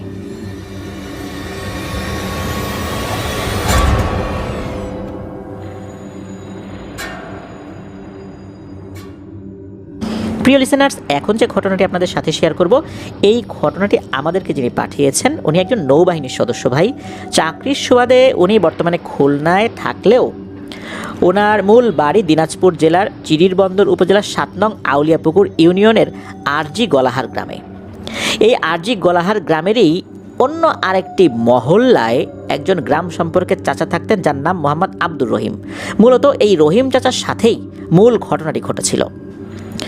আমাদেরকে যিনি ঘটনা পাঠিয়েছেন উনি জানিয়েছেন যে উনি ওনার বাবার মুখে শুনেছেন এই রহিম চাচা যুবক বয়সে ডাকাত দলের সাথে যুক্ত হয়েছিলেন। তো যখন ডাকাতি করতেন, গভীর রাত্রে ডাকাতি করতেন, সেই ডাকাতির মাল ভাগ বাটোয়ারা করে ভোরের দিকে আবার বাড়িতে ফেরত আসতেন। একটা সময় ডাকাতি করে ভালোই উপার্জন করেছিলেন, তবে সেগুলো রাখতে পারেন নাই, সব নষ্ট হয়ে গেছে। আবার উনি দিনমজুরি শুরু করেছেন আর টুকটাক কৃষিকাজ করেন। বয়সও হয়ে গেছে। সাল 1990 সালের কোনো একদিন এই ঘটনা সম্পর্কে আমাদেরকে যিনি ঘটনা পাঠিয়েছিলেন তাকেই অংশ বিশেষ বলেছিলেন এই রহিম চাচা। কারণ আমাদেরকে যিনি ঘটনা পাঠিয়েছিলেন তখন উনি ওই সময় হাই স্কুলে পড়তেন। কোনো এক বিকেলবেলা মাঠে গরুদেরকে ঘাস খাওয়াচ্ছিলেন, তখন ওই রহিম চাচাও গরুদেরকে ঘাস খাওয়াচ্ছিলেন। তো ওনার সাথে ঘটনার যে সূত্রপাতটা, এটা গ্রামের অনেক মুরব্বী জেনেছিলেন। যেহেতু অনেকেই জেনেছিলেন, কথা প্রসঙ্গে ওই সময় আমাদেরকে যিনি ঘটনা পাঠিয়েছিলেন তা এই ঘটনার অংশ বিশেষ বলেছিলেন। এখানে একটা বিষয় বলে রাখা ভালো, এই যে আরজি গলাহার গ্রাম, এই গ্রামের পাশেই রয়েছে হাইওয়ে রাস্তা, রাস্তার পাশে একটি বাজার, বাজারের দক্ষিণে অন্য একটা গ্রাম রয়েছে, গ্রামের দক্ষিণে একটি মসজিদ রয়েছে, পশ্চিম পাশে একটা পুকুর, পুকুরের পাশেই বাঁশঝাড়, এই বাঁশঝাড়ের সঙ্গে রয়েছে কয়েকটি কবর, কবরস্থানের পাশেই একটি বড় তেঁতুল গাছ রয়েছে। মূলত এই তেঁতুল গাছটা খুবই ভয়ঙ্কর এবং রহস্যে ঘেরা। যিনি ঘটনা পাঠিয়েছেন উনি বলেছেন যে ছোটোবেলায় উনি শুনেছেন এবং দেখেছেনও এই তেঁতুল গাছে কেউ উঠলে তার জ্বর আসবেই, একদম সুস্থ থাকবে এটা হতেই পারে না। আর এই যে রহিম চাচা, এই রহিম চাচার মুখে উনি শুনেছেন যে এই তেঁতুল গাছের নিচে, অর্থাৎ মাটির নিচে একটি সোনার মোচা রয়েছে। সোনার মোচা বলতে আমরা কলার বড় মোচা দেখেছি না, ওই রকম। এই মোচা নাকি মাঝে মাঝে গভীর রাত্রে মাটির উপরে উঠে আসতো, চতুর্দিকে আলো ছড়াতো, আশেপাশে আলোকিত হয়ে যেত। অন্ধকার রাতে সেই আলো অনেক দূর থেকে দেখা যেত। কোনো মানুষ এই গাছের আশেপাশে আসলে সেটা আবার নাকি পুনরায় মাটির নিচে চলে যেত। 400 থেকে 500 ফুটের মধ্যে কোনো লোক যদি চলে আসতো তাহলেই নাকি এই জিনিসটা মাটির নিচে চলে যেত। অনেকেই গভীর রাত্রে এই জিনিসটা দেখেছেন বলে শোনা যায়। আমাদেরকে যিনি ঘটনা পাঠিয়েছেন উনি জানিয়েছেন যে ওনার বাবার মুখে শুনেছেন যে এই রহিম মিয়া একটা সময় ডাকাতির সাথে যুক্ত হয়ে গিয়েছিলেন। গভীর রাতে উনি ডাকাতি করে বাড়িতে ফিরতেন, ডাকাতির মালামাল ভাগ বাটোয়ারা করতেন। তো একটা সময় অবশ্য উনি ডাকাতির কাজটা ছেড়ে দেন, ছেড়ে দিয়ে সম্পূর্ণ স্বাভাবিক জীবনযাপন শুরু করেন। ডাকাতি করে মোটামুটি যতটুকু সহায় সম্পত্তি অর্জন করেছিলেন সেটাও উনি খুইয়ে ফেলেছেন। আবার উনি দিনমজুর হিসাবেই নিজের জীবনটাকে শুরু করেছিলেন। অর্থাৎ ডাকাতির থেকে অর্জিত সম্পত্তি উনি আসলে ওভাবে ভোগ দখল করতে পারেন নাই। ঘটনাটি ঘটেছিল 1990 সালের দিকে। কোনো এক রাতে উনি বিশ্বকাপ ফুটবল খেলা দেখে বাড়িতে ফিরছিলেন। 1990 সালে কিন্তু বিশ্বকাপ ফুটবলের 14তম আসর হয়েছিল ইটালিতে, আর খেলা হতো গভীর রাতে। তো গভীর রাত্রে খেলা দেখে ওই ভোরের দিকে বাড়িতে অনেকে ফেরত আসতেন। তো যেই বাড়িতে উনি খেলা দেখতে গিয়েছিলেন এই বাড়িটা আবার আমাদেরকে যিনি ঘটনা পাঠিয়েছেন তার ফুপার বাড়ি। এই ফুপা কিন্তু অনেক ধনী লোক ছিলেন। ওই সময় ওনার বাড়িতে রঙিন টেলিভিশন ছিল। এখানে একটা বিষয় বলে রাখা ভালো, বাংলাদেশে কিন্তু রঙিন টেলিভিশনের যাত্রা শুরু হয়েছিল 1 ডিসেম্বর 1980 সালে। যখন শহর এলাকায় অনেকের বাড়িতেই রঙিন টেলিভিশন নাই, তখন গ্রাম এলাকায় কারো বাসায় রঙিন টেলিভিশন থাকা মানে কিন্তু বিশাল ব্যাপার। আশেপাশে 10 গ্রামের লোকজন সেই টেলিভিশন দেখতে আসতো। আর রঙিন টেলিভিশনে খেলা দেখার আলাদা একটা আনন্দ রয়েছে। যদিও বা আশেপাশে বেশ কয়েকটা বাড়িতে সাদা কালো টেলিভিশন ছিল, তবে ওই বাড়িতেই লোকজন বেশি হতো। লোকজনদেরকে খেলা দেখানোর জন্য বিশেষ আয়োজন করেও মোটামুটি খেলা দেখানো হচ্ছিল ওই বাড়িতে। উঠোনের উপরে টেলিভিশন বসিয়ে বেশ একটা ভালো আসর জমানো হয়েছিল ওই সময়, যাতে অনেক মানুষ ভালো করে খেলাটা দেখতে পারে। তো খেলা দেখে গভীর রাত্রে যখন এই রহিম চাচা ফিরছিলেন তখন উনি দেখেন ওই তেঁতুল গাছের নিচে ওই সোনার মোচাটা জ্বলছে কিনা। কয়েক রাত্রে উনি ওই দিক দিয়ে গিয়েছেন কিন্তু জ্বলা দেখেন নাই, তবে এক রাত্রে উনি দেখেছেন। তো উনি একটু পা টিপে টিপে টিপে টিপে কাছাকাছি আসছে। চিন্তা করছে আরও ভালো করে দেখি, মানুষজনের অস্তিত্ব টের পেলেই তো এটা নিচে চলে যায়। তো উনি পা টিপে টিপে এসেছেন, তবে খুব বেশি কাছে আসতে পারেন নাই, তার আগেই ওই জিনিসটা মাটির নিচে চলে যায়। তবে উনি যতটুকু দেখেছিলেন ওনার ভিতরে মারাত্মক লোভ জন্মে যায়। উনি চিন্তা করেন যেভাবেই হোক এই সোনার মোচা তার পেতেই হবে। উনি একদিন গভীর রাত্রে একাই কোদাল নিয়ে সেই তেঁতুল গাছ তলায় গিয়ে মাটি খোঁড়া শুরু করেছেন, যেই জায়গায় সোনার মোচাটা দেখা যেত। এখন একটা সমস্যা রয়ে গেল, সেটা হলো দূর থেকে দেখা যেত, তো এক্স্যাক্ট ঠিক কোন জায়গায় ওইটা এটা তো আসলে বোঝা যায় না, উনি তো শিওর না। তা আশেপাশে মোটামুটি 10-12 হাত জায়গা নিয়ে উনি খনন কার্য শুরু করেছেন। তো খোঁড়ে কিছুই দেখতে পায় না। ভোর যখন হয়ে আসছে তখন উনি আবার মাটিগুলো সমান করে দিয়ে বাড়িতে চলে আসছেন, কেউ যেন বুঝতে না পারে। বুঝতে পারলে যদি অন্য কেউ সেটা তুলে নিয়ে যায়। তেঁতুল গাছের আশেপাশে ছোট ছোট বিভিন্ন ধরনের গাছ ছিল। জায়গাটি যেহেতু একটু অন্য ধরনের, তাই তেঁতুল গাছের আশেপাশে প্রয়োজন ছাড়া কেউ যেত না। রাতে তো রহিম মিয়ার ঘুম হয় না, উনি শুধু সেই সোনার মোচাটার কথা ভাবেন, কী করে এটাকে হাতায় নেওয়া যায়, এই চিন্তা তার মাথার ভিতরে ঘুরঘুর করছে। ওই রাত্রে অবশ্য বাড়িতে ফেরত যাওয়ার পর রহিম মিয়ার জ্বর এসেছিল, 3-4 দিন পরে সে সুস্থ হয়ে যায়। রহিম মিয়া সোনার মোচা পাওয়ার জন্য মরিয়া হয়ে ওঠে। তো এই আমাদের রহিম মিয়া চাচা উনি খুব দ্রুত এটাকে হাসিল করার জন্য মরিয়া হয়ে তো উঠেছেন, আর সেই কারণেই উনি কোনো এক তান্ত্রিকের কাছে গিয়েছেন যদি সেটা তুলে নিয়ে আসা যায়। তো তান্ত্রিক তাকে একটা বোতলে পানি পড়া দেয় আর একটা তাবিজ দেয় যাতে কোনো ধরনের ক্ষতি টতি না হয়। তো তান্ত্রিক এই রহিম মিয়া চাচাকে বলেন যে অমাবস্যার রাত্রে বোতলের পানি তেঁতুল গাছের আশেপাশে ছিটিয়ে দিয়ে তারপর যেন উনি খোঁড়া শুরু করেন। আর খোঁড়া শুরু করলেই উনি এবারে ওই সোনার মোচাটা দেখতে পাবেন। আগে তো দেখতে পান নাই, তবে এবার দেখতে পাবেন। আর যেভাবেই হোক ওটাকে তুলতেই হবে, ওটাকে রেখে আসা যাবে না। তুলতে যদি ব্যর্থ হন এই রহিম মিয়া চাচা, তাহলে কিন্তু ওনার পরিবারের অনেক ক্ষতি হয়ে যাবে। আর এই যে মোচা, এটার রক্ষণাবেক্ষণ বা এটার মালিকানার দায়িত্বে আছেন একজন শক্তিশালী জিন। তবে সে খারাপ জিন না, তবে তার থেকে এটা নিয়ে আসাটা খুব কঠিন একটি ব্যাপার। ওই তান্ত্রিক এটাও বলেন যে তুমি এই জিনিসটা তুলতে যাচ্ছ, এই জমির মালিকও তো এটা তুলতে অনেক চেষ্টা করছে, কিন্তু তুলতে তো পারে নাই। তুমি যা চেষ্টা করতেছো কাজটা কি ঠিক হচ্ছে? এই জমির মালিকেরও কিন্তু পা প্যারালাইজড হয়ে গেছিল। তো রহিম মিয়া চাচা এইসব শোনার পর বলছে, আরে ধুর, এই লোকের সাহস নাই, তুলতে গেছে, আমার সাহস আছে, আমি তুলে নিয়ে আসবো। তো উনি পানি পড়া তাবিজ এগুলো নিয়ে চলে আসেন। তো অমাবস্যার রাত্রে রহিম মিয়া চাচা পানির বোতল নিয়ে তাবিজটা কোমরে বেঁধে কোদাল একটা নিয়ে ওই তেঁতুল গাছটার তলায় চলে গেছেন। চারপাশে পানি ছিটিয়ে দিয়ে মাটি কিছুক্ষণ খোঁড়ার পরেই ওই সোনার মোচার যে চিকন বা চোখা অংশটা, অর্থাৎ এইটা যে মোচাটা, এটা কিন্তু নিচের অংশ মোটা থাকে, সামনের অংশ চোখা চিকন থাকে, ওই চিকন অংশের অর্ধেকটা উনি দেখতে পেয়েছেন। অর্থাৎ পুরো এই মোচার অর্ধেক অংশ উনি দেখতে পেয়েছেন। উনি তো আনন্দে আত্মহারা, ওনার স্বপ্নের সোনার মোচা এবার উনি পাবেন। উনি তো আরও বেশি করে ওইটার চতুর্দিক থেকে মাটি খনন করা শুরু করেছেন। তখন এই রহিম মিয়া চাচা লক্ষ্য করেন উনি যতই মাটি খনন করেন ততই মনে হচ্ছে ওই সোনার মোচাটা মাটির গভীরে চলে যাচ্ছে। মানে ওইটাকে উনি যতটুকু প্রথমে দেখেছিলেন ওরকমই দেখছেন। মাটি আশপাশ থেকে সরিয়ে ওটাকে আসলে যে বড় দেখবেন বিষয়টা এরকম না। রহিম মিয়া চাচা উনি সর্বশক্তি কাজে লাগিয়ে দ্রুত গতিতে মাটি খনন করতে থাকেন, কিন্তু অবস্থা যা আগে ছিল তাই। উনি যতটুকু খনন করেন ততটুকুই সোনার মোচাটা মাটির নিচে চলে যেতে থাকে। রহিম মিয়া চাচা উনি তো যতটুকু বাইরে দেখেছেন ওইটুকু ধরে খুব টানা হেঁচড়া করতে থাকেন।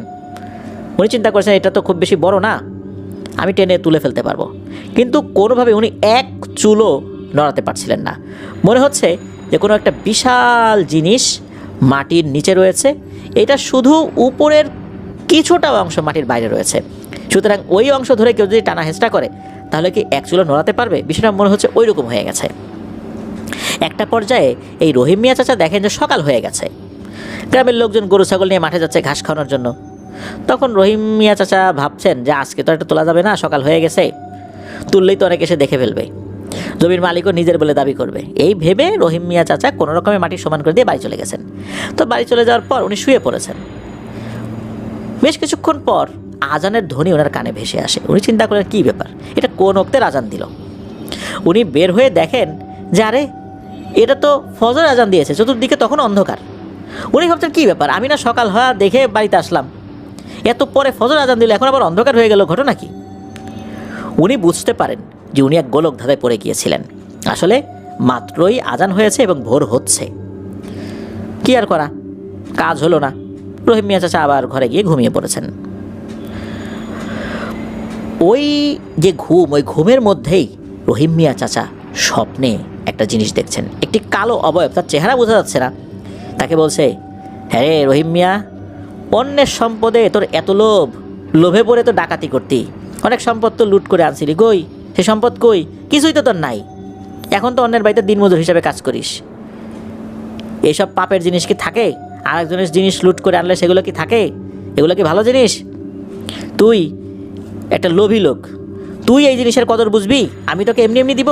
তুই তো ভালো লোক না, তুই তো এটাও নষ্ট করে ফেলবি রে। তুই ভালো হলে আমি চিন্তা ভাবনা করতাম।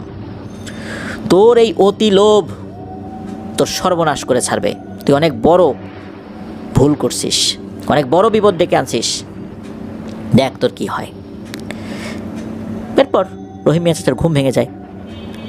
রহিম মিয়া চাচা খুব একটা বেশি পাত্তা দেন না, তবে উনি চিন্তা করে থাকেন আবার কোন রাতে যাওয়া যায়। ওই দিন সকাল থেকেই রহিম মিয়ার একটা ছেলে অসুস্থ হয়ে যায়। অসুস্থ যখন হয়েছে, ছেলেকে নিয়ে একটু দৌড়ঝাঁপ করছে, এর ভিতরে রাত্রেবেলা ওই মোচা তুলতে যাওয়ার মতো চিন্তাভাবনা তার মাথায় আসে নাই। অল্প কয়েকদিনের মধ্যেই ছেলেটি মারা যায়। রহিম মিয়া চাচা সেই তান্ত্রিকের কাছে যান। তান্ত্রিক বলেন, কিছুই করার নাই, তোমাকে তো আগেই বলছিলাম, আর তুমি এই মোচার কথা ভুলে দাও বাপু, এটাই তোমার মঙ্গল। তুমি যদি এটা পাবার আবার আশা করো, তোমার কিন্তু আরও বেশি ক্ষতি হবে। রহিম মিয়া চাচা চিন্তা করলেন, ধুর এই তান্ত্রিক কিছু জানে না, দেখা যাবে এই তান্ত্রিকই নিজে এটা তুলে নিয়ে আসছে, এর থেকে অন্য ভালো কোনো তান্ত্রিকের কাছে যাই। উনি অন্য আরেকজন তান্ত্রিকের কাছে গেছেন, সেই তান্ত্রিকও তাকে ফিরাই দিয়েছে। এইভাবে বেশ কিছু তান্ত্রিকের কাছে গিয়েছেন, প্রত্যেকটা তান্ত্রিকই তাকে ফিরিয়ে দিয়েছে। সবাই তাকে নিষেধ করছে যে এই জিনিসটা নেওয়া যাবে না। তো এই যে উনি যে কাজটা করছিলেন, এই কাজটা তখনই উনি প্রকাশ করেছিলেন যখন এটার জন্য উনি অনেকটাই উন্মাদের মতো হয়ে গিয়েছিলেন, যে এই মোচাটাকে পেতেই হবে। উনি যখন উন্মাদের মতো হয়ে গেছেন তখন সবাইকে বলতেন যে উনি এই কাজটি করেছেন। তার আগে কিন্তু বলতেন না, তার আগে এই বিষয়টা গোপন রাখতেন। আর ওই সময়ই আমাদেরকে যিনি ঘটনা পাঠিয়েছেন তার কাছে উনি স্বীকার করেছিলেন যে কীভাবে উনি কাজটি করেছেন। এই জন্য এই ঘটনাটা ওই গ্রামের অনেক লোকই জানে যে এই রহিম মিয়া চাচা কীভাবে কাজটি করেছেন, কারণ ওর মাথাটা ঠিক ছিল না, সবাইকে এই ঘটনাটা বলতেন। এদিকে হঠাৎ করে ওটার স্ত্রী মারা যায়। কিন্তু এই যে রহিম চাচা এই সোনার মোচার নেশায় উনি সারাক্ষণ চিন্তামগ্ন থাকতেন, সারাক্ষণ চিন্তা করতেন এই মোচা উদ্ধার করব, এইটা দিয়ে আমি এটা করব, ওইটা করব, এরকম চিন্তা করতে করতেই উনি শুকিয়ে যেতে থাকেন। শুকিয়ে একদম কঙ্কালের মতো হয়ে গিয়েছিলেন। উনি প্রায় 12 বছর জীবিত ছিলেন এই ঘটনার পরেও। এই যে এইভাবে পাগলের মতো হয়ে চিন্তায় উল্টাপাল্টা বলতেন, এভাবে 12 বছর জীবিত ছিলেন। অর্থাৎ 2002 সালের দিকে ওনার মৃত্যু হয়। এই লোভটা ওনাকে এমনভাবে পেয়ে বসেছিল যে উনি ওনার পরিবারকে হারিয়েছেন। চিন্তায় লোভে উনি নিজেও আধা পাগল হয়ে গেছেন, পুরো পাগল না, আধা পাগল আর কি। তো এভাবেই কিন্তু উনি এই পৃথিবীর মায়া ত্যাগ করে চলে গেছেন। লোভ মারাত্মক খারাপ একটা জিনিস। লোভ মানুষকে কতটা নিচে নামিয়ে দেয়, কতটা ক্ষতি করতে পারে, তা আমরা কিন্তু বিভিন্ন ঘটনায় জানতে পেরেছি। আল্লাহ আমাদেরকে হেফাজত করুন। প্রিয় লিসেনার্স, সুপার ন্যাচারাল এন্টিটিরা যে সমস্ত সম্পদ পাহারা দেয়, এই জিনিসগুলো নেওয়াটা চারটিখানি কথা না, এগুলো নেওয়াটা অত্যন্ত বিপজ্জনক। অধিকাংশ ক্ষেত্রে দেখা গিয়েছে যারা এই জিনিসগুলো হস্তগত করেছে এদের কখনোই ভালো হয় নাই। অনেকেই ক্যান্সারে আক্রান্ত হয়ে মারা গেছে, আর পরিবার তো ধ্বংস হয়েছেই। ইদানিং দেখা যাচ্ছে এক শ্রেণীর প্রতারক চক্র, তারা বিভিন্ন ধরনের জিনিস বলছে যে এটা গুপ্তধন, এটা এরকম উদ্ধার করা হয়েছে, এটার এরকম দাম সেরকম দাম, এরকম বলে কিন্তু মানুষকে ধোঁকা দিয়ে বিক্রি করছে। মানুষ পরে দেখে যে এটা আসলে কোনো কিছুই না, স্বর্ণই না, আর বলে যে এটা কাউকে বলা যাবে না, বললে ক্ষতি হবে। মানুষও লোভে পড়ে বলে না। সাম্প্রতিক সময়ে এরকম বেশ কিছু চক্র পুলিশের হাতে ধরাও পড়েছে। প্রিয় লিসেনার্স, আপনাদের কাছে কেউ যদি কখনো বলে যে এরকম গুপ্তধনের জিনিস আছে, কিনবা কিনা, এটা সেটা, আমাদের প্রথমে চিন্তা করতে হবে এরকম গুপ্তধনের জিনিস সে বিক্রি কেন করতে চাচ্ছে। তার কাছে রেখে দিলেই তো ভালো, সে কেন বিক্রি করতে চাচ্ছে? এটা হচ্ছে প্রথম কথা। দ্বিতীয় কথা হচ্ছে যে এই জিনিস যার হাতে আসবে তার পরিণতি ভালো হবে না। আর এই জিনিসের দেন দরবার যারা করবে বুঝতে হবে তারা একটা বড় ধরনের প্রতারক। সে বুঝে করুক আর না বুঝে করুক, এই ধরনের দেন দরবার, সে প্রতারক চক্রের সাথে জড়িয়ে পড়েছে। আমাদের কাছে যেই এই বিষয়ে আলোচনা করবে আমরা বুঝে নিব এটা প্রতারক চক্রের সদস্য। কারণ আসল যেই গুপ্তধন, এই গুপ্তধনের সম্পদগুলো সাধারণত মানুষ বিক্রি করে না, করলেও মালিক খুব গোপনে করে। এভাবে দালাল লাগিয়ে, মিডিয়া লাগিয়ে বিক্রি করবে না। যদি দেখেন এরকম মিডিয়া লেগেছে, বুঝবেন যে আমরাও কোনো এক প্রতারকের সাথে কথা বলছি। আল্লাহ আমাদেরকে হেফাজত করুন। চলুন প্রিয় লিসেনার্স, চলে যাব আমাদের এবারে থার্সডে নাইটের 170তম আয়োজনের পরবর্তী আরও একটি নতুন ঘটনায়।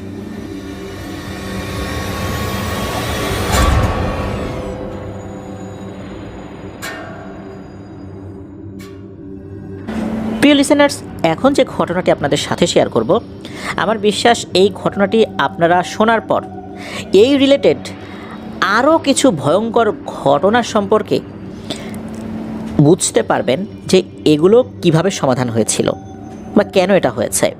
চলুন ঘটনায় চলে যাই। ঘটনাটি আমাদেরকে যিনি পাঠিয়েছেন তার নাম মোহাম্মদ হায়দার আলী। ওনার বাড়ি মানিকগঞ্জ জেলার পশ্চিম দাসরার ছাগলহাট এলাকায়। ঘটনাটি ওনার বন্ধুর সাথে ঘটেছিল, আর ঘটনাটি এখনও চলমান বিধায় ওনার বন্ধু তার নামটা শেয়ার করতে নিষেধ করেছেন। আমরা তার নামের অংশ বিশেষ ব্যবহার করছি। ওনার নামের শেষে হোসেন শব্দটা রয়েছে, আমরা হোসেন ভাই বলবো। তো হোসেন ভাই বিয়ে করেছেন 8-9 মাস হয়েছে, সব কিছু স্বাভাবিকভাবেই চলছিল। এই হোসেন ভাই উনি ওনার ওয়াইফকে নিয়ে এই মানিকগঞ্জেরই পশ্চিম দাসরার এলজিইডির চকে একটি বিল্ডিংয়ের 4 তলায় ভাড়া নিয়েছেন। তো সব কিছু ঠিকঠাক মতো হচ্ছিল, হঠাৎ করেই নাকি তার ওয়াইফ বেবি নেওয়ার জন্য, অর্থাৎ বাচ্চা নেওয়ার জন্য হোসেন ভাইকে খুব চাপাচাপি করছেন। হোসেন ভাই চিন্তা করলেন কী ব্যাপার, এটা তো ভালোভাবেও বলা যেত, হঠাৎ করে এরকম অস্বাভাবিকভাবে বলছে কেন? সে যখন বলে তার চোখে মুখে এক ধরনের আক্রোশ, কেমন যেন একটা উন্মাদনা, কেমন একটা ভয়ঙ্কর মূর্তি তার মধ্যে মনে হচ্ছে জাগ্রত হচ্ছে। তো এইভাবে তো কেউ বলে না। আর হঠাৎ হঠাৎ সে রেগে যায়, হাসে, কান্নাকাটি করে। বিয়ের শুরুর দিকে তো সব কিছু ঠিকঠাকই ছিল, হঠাৎ করে এরকম সমস্যা কেন হলো? তো তার কি আগে থেকে কোনো জিন পরি রিলেটেড সমস্যা আছে কি না এটা জানার জন্য হোসেন ভাই উনি ওনার শ্বশুর শাশুড়িকে ফোন করেছেন। তো ওনার শ্বশুর শাশুড়ি এটা শুনে তারাও অবাক হন, বলে যে না, তো আমাদের মেয়ের তো এরকম কোনো সমস্যা আগে ছিল না। ওনারাও চিন্তিত হয়ে পড়েন। উনি বলেন যে দেখো বাবা, তুমি একটু দ্রুততার সাথে ভালো কোনো হুজুরকে দেখাও। উনি কি বলেন, বদনজর লাগলো কি না বা অন্য কিছু হলো কি না? সব কিছু তো ঠিকঠাকই ছিল। তোমরা বেড়াতে আসলা, তারপর তো গেলা আবার মানিকগঞ্জে, সব কিছু ঠিকঠাকই তো ছিল। তো উনি বলেন হ্যাঁ, আমরা তো বেড়াতে গেছিলাম, সব কিছু ঠিকঠাকই ছিল। আসার পরে এরকম সমস্যা হঠাৎ করে কেন শুরু হলো আমি তো বুঝতে পারছি না। তো যাই হোক, হোসেন ভাই উনি টাঙ্গাইলের একজন হুজুরের সন্ধান পান, তার কাছে ওনার ওয়াইফকে নিয়ে যান। নিয়ে যাবার পর ওই হুজুর কিছু তথ্য দেন। সেটা এমন যে উনি লাস্ট যেবার ওনার ওয়াইফকে নিয়ে শ্বশুরবাড়িতে গিয়েছিলেন, ওনার শ্বশুরবাড়ি হচ্ছে ঢাকা জেলার দোহার উপজেলার একটি গ্রামে। তো ওই দোহারের যে গ্রামে গিয়েছিলেন, ওখান থেকে দুজন জিন, একটা পুরুষ একটা মহিলা, এই দুজন আবার স্বামী স্ত্রী, এই দুইটা এই হোসেন ভাইয়ের ওয়াইফের উপর ভর করেছে। কেন ভর করেছে এই বিষয়ে উনি সুনির্দিষ্ট কোনো তথ্য দেন নাই, তবে বলেছেন যে এই ভর করার পেছনে তেমন কোনো কারণ নাই। ওনার ওয়াইফ যে চুল খোলা রেখে কোথাও গিয়েছিলেন এটা সেটা এরকম কোনো কিছু আসলে পাওয়া যাচ্ছে না। এগুলো এমনিতেই কোনো একটা অসৎ উদ্দেশ্যে ওনার উপর ভর করেছে। সেই অসৎ উদ্দেশ্যটা কি এখনও হুজুর বুঝতে পারছেন না। হুজুর রুকিয়া করে দেন, বেশ কিছু আমল শিখিয়ে দেন। এরপর ওনারা তো চলে আসছেন আবার মানিকগঞ্জের যে পশ্চিম দাসরা, যেখানে ওনারা বসবাস করেন আর কি। কয়েকদিন ঠিকঠাক ছিল। এক রাত্রে একই সমস্যা, সেটা হচ্ছে তার আচার আচরণ চেঞ্জ হয়ে যায়, হাসে, কান্নাকাটি করে। এরপর হোসেন ভাই চিন্তা করলেন যে এভাবে তো মুসিবতি হয়ে যাবে, কারণ ওখানে তো ওনারা একা, উনি এবং ওনার ওয়াইফ, একটু সমস্যা হয়ে যাওয়ার কথা না, দেখাশোনার লোকজন নাই। উনি চিন্তা করলেন যে ওনার ওয়াইফকে নিয়ে উনি শ্বশুরবাড়িতে যাবেন। উনি যান ওনার শ্বশুরবাড়ি দোহারে। তো দোহারে যখন উনি শ্বশুরবাড়িতে গিয়েছেন, শ্বশুরবাড়িতে যাওয়ার পর দিনের বেলা গিয়েছেন, একটু বাইরে বের হয়েছেন। সন্ধ্যার পরে যখন উনি ঘরে ঢুকেছেন, তখন দেখেন ওনার ওয়াইফ খাটের উপর বসে আছে, ওই ধ্যান করে যেভাবে ওইভাবে বসে আছে, তার চোখ বন্ধ, আর 2 হাত দিয়ে গলা চেপে ধরার চেষ্টা করছেন। উনি দৌড়ে গিয়ে ওনার স্ত্রীর হাত চেপে ধরেন, কোনো মতে হাতটা ছাড়ানোর পর ওই হুজুরকে ফোন করেন। হুজুরকে ফোন করার মধ্যেই কিন্তু নিজে যতটুকু দোয়া দুরুদ জানেন সেটা পরে ওনার ওয়াইফকে একটু ফু দিয়েছেন, কিছুটা স্বাভাবিক হয়েছে ওনার ওয়াইফ। এর মধ্যে হুজুর ফোন ধরেছেন, ধরার পর জিজ্ঞেস করেছেন কী হয়েছে, তখন বলেন যে এই ঘটনা। তখন হুজুর বলেন যে আপনার ফোনটা আপনার ওয়াইফের কানের কাছে একটু ধরেন তো। তখন হোসেন ভাই কী করেন, ওনার ফোনটা ওনার ওয়াইফের কানের কাছে ধরেন। ধরার 5 থেকে 7 সেকেন্ড পর ওনার ওয়াইফের মধ্যে পরিবর্তন চলে আসে, একদম স্বাভাবিক। ওনার ওয়াইফ বলছে কী হয়েছে আমার, তুমি ফোন আমার কানে ধরে আছো কেন, তোমার ফোন, তুমি এইভাবে অস্থির অবস্থায় বসে আছো কেন। মানে উনি আসলে বুঝতেই পারছেন না যে এতক্ষণ কি হয়েছে। হুজুর ওই সময় ফোনে কোন দোয়া বলেছিলেন এটা অবশ্য হোসেন ভাই বুঝতে পারেন নাই, নিশ্চয়ই অনেক কোনো কিছু বলেছিলেন যার কারণে আল্লাহর রহমতে ওই সময়ের মতো স্বাভাবিক হয়ে যান। এরপরও কিন্তু বিভিন্ন ভয়ঙ্কর ঘটনা ঘটছে, যেমন ওনার ওয়াইফ রাতের বেলা হঠাৎ করে বিছানার উপরে বসে পড়তেন, খুব ভয় পান, ভয়ে উনি চোখ বন্ধ করে থাকেন। উনি যখন ওনার ওয়াইফকে জিজ্ঞেস করেন যে তুমি কি স্বপ্নে ভয়ঙ্কর কিছু দেখো, ওনার ওয়াইফ বলেন হ্যাঁ আমি ভয়ঙ্কর অনেক কিছু দেখি। ওনার ওয়াইফ যেটা বলেন এটা শোনার পর হোসেন ভাই নিজেও ভয় পেয়ে যান। হোসেন ভাই নিজেও একটু ভীতু প্রকৃতির মানুষ, বিশেষ করে এই প্যারানর্মাল বিষয়ে। ওনার ওয়াইফ বলেন যে ওনার ওয়াইফ নাকি দেখেন যে একটা মহিলা, লম্বা লম্বা চুল, খুব কুৎসিত কদাকার, এই মহিলাটা এই হোসেন ভাইয়ের ওয়াইফের ঘরে ঢোকে। ঘরে ঢোকার পর সে তার আকৃতিটা ছোট করতে করতে একটা টিকটিকির মতো হয়ে যায়। এরপর দেয়াল জুড়ে দৌড়াদৌড়ি করতে থাকে, দৌড়াদৌড়ি করতে করতে একটা সময় ঘরের বাইরে চলে যায়। মাঝে মাঝে নাকি এই অবয়বটা মানুষ হয়ে ঢোকে, মানে মানুষের আকৃতিতে ঢুকে একটা বিড়াল হয়ে যায়, কিন্তু তার মাথাটা থাকে আগের সেই ভয়ঙ্কর চেহারার মতোই, কিন্তু বডিটা বিড়ালের মতো। এটা রুমের মধ্যে দিয়ে দৌড়ঝাঁপ করতে করতে আবার বাইরে চলে যায়। এরপরে উনি দেখেন যে উনি একটা ফাঁকা মাঠের মধ্যে আছেন, সেখানে একটি তাল গাছ আছে। ওই তাল গাছের নিচে একটা ছেলে বাচ্চা, কিন্তু তার গলাটা অস্বাভাবিক রকমের লম্বা। গলা কতটুকু লম্বা হতে পারে, এর থেকে অস্বাভাবিক রকমের লম্বা। এই জিনিসটা খুবই কুৎসিত চেহারার, সে দৌড়াদৌড়ি করছে তাল গাছের নিচ দিয়ে, আর এই হোসেন ভাইয়ের ওয়াইফকে দেখে হি হি করে হাসছে। তো এরকম ভয়ঙ্কর স্বপ্নগুলো উনি দেখতে থাকেন। এটা ওনার হাজব্যান্ডের সাথে শেয়ার করেন, অর্থাৎ হোসেন ভাইয়ের সাথে শেয়ার করেন। একদিন হয় কি, উনি বিকেলের দিকে মারাত্মক ভয় পেয়েছেন।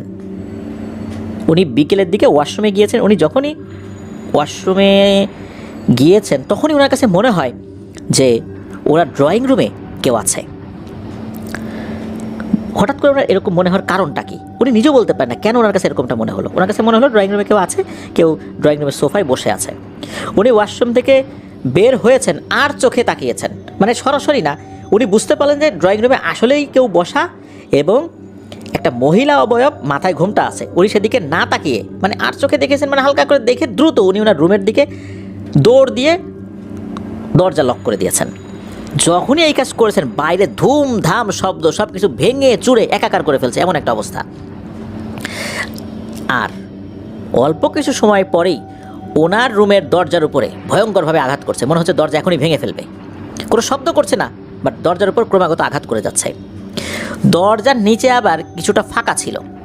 এই ফাঁকা দিয়ে যেটা হচ্ছে সেটা হচ্ছে ওই মহিলার যে চুল, এই চুল মনে হচ্ছে ঢুকে পড়ছে, সাপের মতো লিকলিক করছে, এরকমটা ওনার কাছে মনে হচ্ছে। উনি কী করেছেন, সাথে সাথে ফোনটা হাতে নিয়ে এই হোসেন ভাইকে ফোন করেছেন যে তুমি কোথায়, তাড়াতাড়ি আসো। হোসেন ভাই দ্রুত বাসায় চলে আসেন, কাছাকাছি ছিলেন। বাসা আসার পর যখন কলিং বেলে চাপ দিয়েছেন তখন এই জিনিসটা থেমে যায়। হোসেন ভাই ঘরে ঢুকে দেখেন ঘরের অবস্থা একদম লণ্ডভণ্ড। আমরা এই ধরনের ঘটনাগুলোতে দেখি যে সব কিছু স্বাভাবিক, কিছুই হয় নাই, কিন্তু না, হোসেন ভাই দেখেন ঘরের অবস্থা লণ্ডভণ্ড হয়ে একদম একাকার হয়ে গেছে, তছনছ হয়ে গেছে। তখন ওনার ওয়াইফ বলেন এই ঘটনা আমি এরকম দেখছি। হোসেন ভাই যখন আসেন তখন কিন্তু দরজাটা লক করা ছিল, ওনার কাছে এক্সট্রা চাবি ছিল, সেটা দিয়ে খুলে উনি ভিতরে ঢুকেছেন। এরপর উনি ওনার ওয়াইফকে ডাকাডাকি করেছেন। এরপর ওনার ওয়াইফ দরজা খুলেছে। তাহলে বাহিরের কেউ যদি আসেই ঘরে, সে কোন দিক দিয়ে গেল, বোঝাই যাচ্ছে এটা স্বাভাবিক কোনো কিছু না। এদিকে ওনার ওয়াইফের এই সমস্যা, আর উনি তো ভীতু প্রকৃতির, কীভাবে যে কী করবেন বুঝতে পারছেন না। ওই রাত্রে ঘটে আর একটা ভয়ঙ্কর ঘটনা, সেটা হচ্ছে যে দুজনই ঘুমিয়ে আছেন, হঠাৎ করেই ওনার ঘুম ভেঙে যায়, অর্থাৎ হোসেন ভাইয়ের ঘুম ভেঙে যায়। উনি দেখেন ওনার ওয়াইফ খাটের উপর বসে আছে, ঝিম ধরে বসে আছে, চোখ বন্ধ করে, চুল এলোমেলো। এইবার প্রথমবারের মতো উনি সাহস করে কথা বলেন। আপনারা কে, আপনাদের নাম কি, কোত্থেকে আসছেন। বেশ কয়েকবার জিজ্ঞেস করেন, উত্তর পান না। এরকম যখন 4-5 বার জিজ্ঞেস করছেন, একবার উত্তর ভেসে আসে। সেটা হলে তারা বলে যে তোর যে শ্বশুর বাড়ি দোহার, ওখানকার একটা চকে তাল গাছ আছে, সেখান থেকে আসছি আমরা একজন পুরুষ একজন মহিলা, আমরা স্বামী স্ত্রী। তখন এই হোসেন ভাই জিজ্ঞেস করেন, আপনারা কি চান? তখন বলে ওঠে, আমরা তোর বাচ্চা চাই। তখন হোসেন ভাই বলে, বাচ্চা দিয়ে কি করবেন? তখন নাকি বলে ওঠে, 5টা বাচ্চার রক্ত লাগবে, তোর 5টা বাচ্চার রক্ত আমরা নেব, এরপর চলে যাব। এই কথা শোনার সাথে সাথে হোসেন ভাই তো মারাত্মক ভয় পেয়েছেন। উনি যতটুকু দোয়া দরুদ জানেন পরে ওনার ওয়াইফকে ফু দিয়েছেন, ওনার ওয়াইফ স্বাভাবিক হয়ে যায়। এখনও এই সমস্যা চলমান রয়েছে। প্রিয় লিসেনার্স, এই ঘটনাটা শুরু করার আগে আমি বলেছিলাম যে এই রিলেটেড ঘটনা যেগুলো আমরা পূর্বে শুনেছি, বিশেষ করে আমরা এরকম ঘটনা শুনেছি না যে কারো বাচ্চা হয়, মারা যায়, মৃত হয়ে জন্ম নেয়, মনে হচ্ছে যে তার শরীরে এক ফোঁটাও রক্ত নাই, এরকম ঘটনা কিন্তু হয়। এরপর দেখা যাচ্ছে যে অনেক দোয়া দরুদ পড়েও বা অনেক রুকিয়া করেও কোনো কাজ হচ্ছে না, বা অনেক ভালো হুজুরের কাছে যাওয়ার পরে কাজ হচ্ছে। আবার দেখা গিয়েছে যে হঠাৎ করে সব কিছু স্বাভাবিক হয়ে গেছে। আমরা এই ঘটনা থেকে বুঝতে পারলাম এই যে এই স্বামী স্ত্রী যেই পিশাচ জিনগুলো, এগুলো যখন নতুন বিয়ে হয়েছে এমন কোনো মহিলার উপর আসর করে, এরা মূলত নির্দিষ্ট সংখ্যক বাচ্চাকে বলি হিসাবে নেয়, এদের রক্ত খায়, এরপরে চলে যায়, এরপরে হয়তোবা অন্য কারো উপর গিয়ে ভর করে। এভাবেই চলতে থাকে, আর এভাবেই নিরপরাধ শিশুগুলোর মৃত্যু হয়, এরা এদের খাবারে পরিণত হয়। আমরা বুঝতেই পারি না যে কেন এটা হচ্ছে। দীর্ঘ সময় ধরে এরকমভাবে হত্যাযজ্ঞ চলতেই থাকে। এমন বিষয়েরই শিকার হয়েছেন হোসেন ভাইয়ের ওয়াইফ, অথচ কোনো কারণ ছাড়াই এগুলো এসে ওনার উপর ভর করেছে ওই তালগাছ থেকে। ওনাদের জন্য দোয়া চেয়েছেন হায়দার আলী ভাই। আমরা দোয়া করি আল্লাহ দ্রুততার সাথে হোসেন ভাইয়ের ওয়াইফকে সুস্থতা দান করুন। এই ধরনের সমস্যাগুলো যেই পরিবারে হয়, এই পরিবার যে কী ধরনের একটা অশান্তির মধ্যে থাকে, যারা এই ধরনের সমস্যার মধ্যে আছেন তারা ছাড়া কেউ বুঝতে পারবেন না কী ধরনের একটা মানসিক অশান্তি, কী ধরনের একটা টেনশন। সব কর্মকাণ্ড একদম বিনষ্ট হতে থাকে এই পেরেশানিতে, কোনো কাজে মনোনিবেশ করা যায় না, সারাক্ষণ একটা অশান্তি। আল্লাহ হেফাজত করুন আমাদেরকে। প্রিয় লিসেনার্স, চলুন চলে যাব আমাদের এবারের থার্সডে নাইটের 170তম আয়োজনের পরবর্তী আরও একটি নতুন ঘটনায়।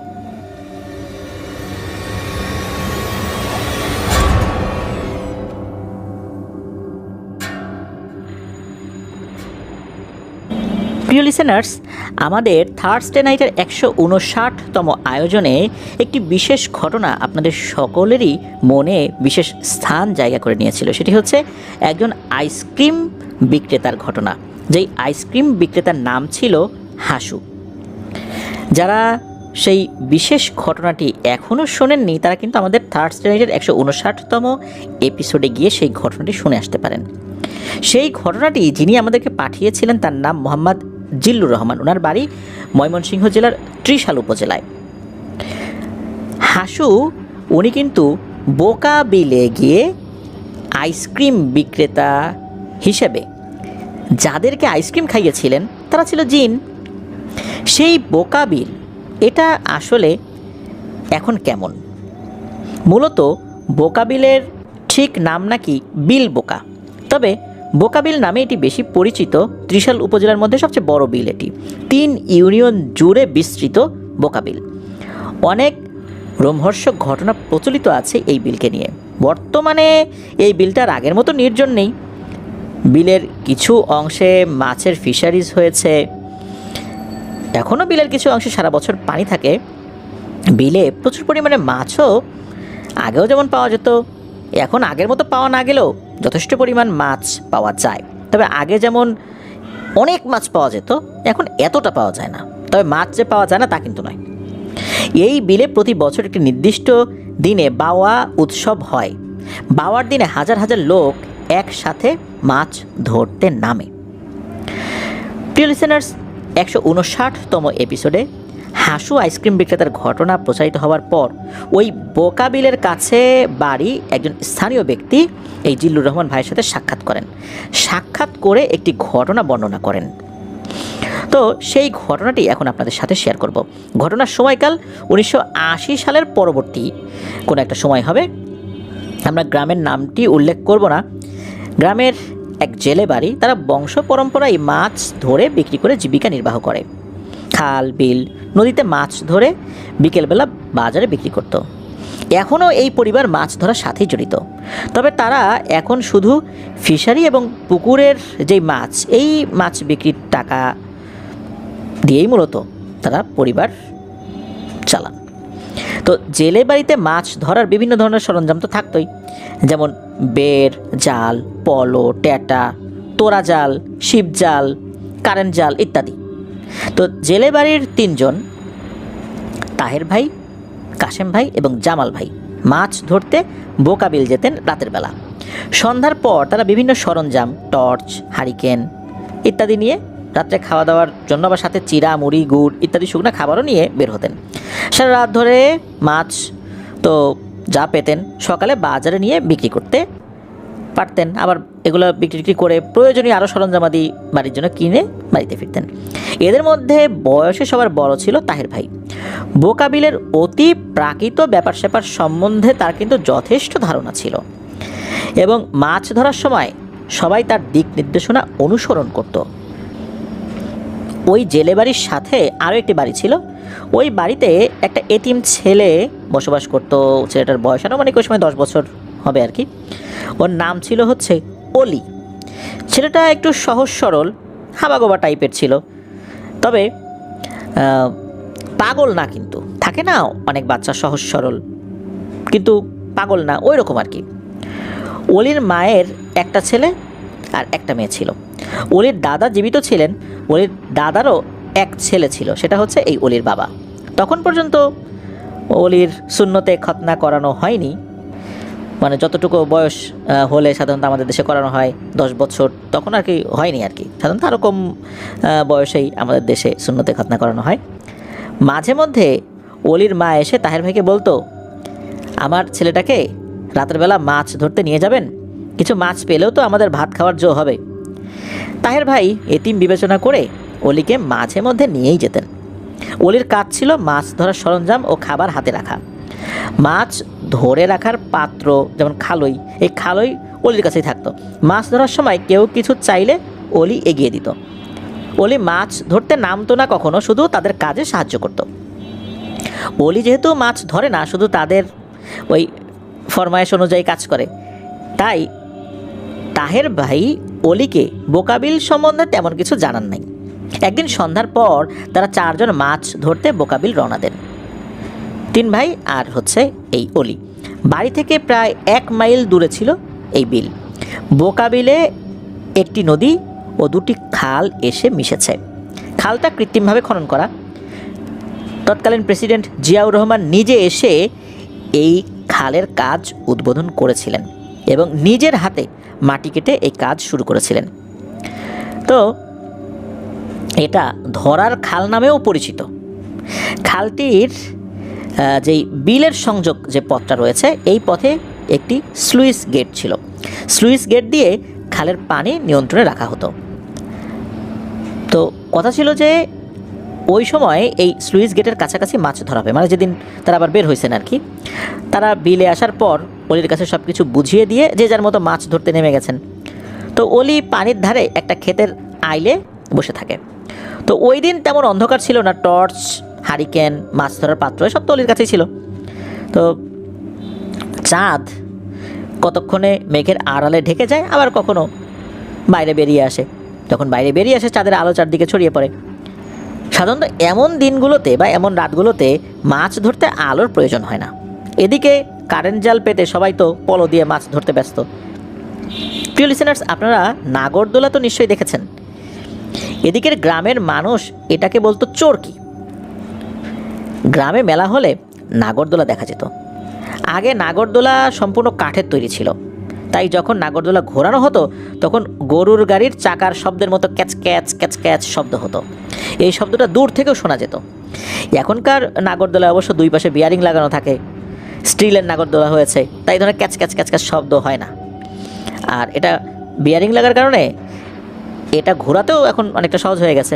তো এই বোকা বিলে রাতে মাছ ধরতে গিয়ে অনেকেই নাকি নাগরদোলা দেখতে পেত।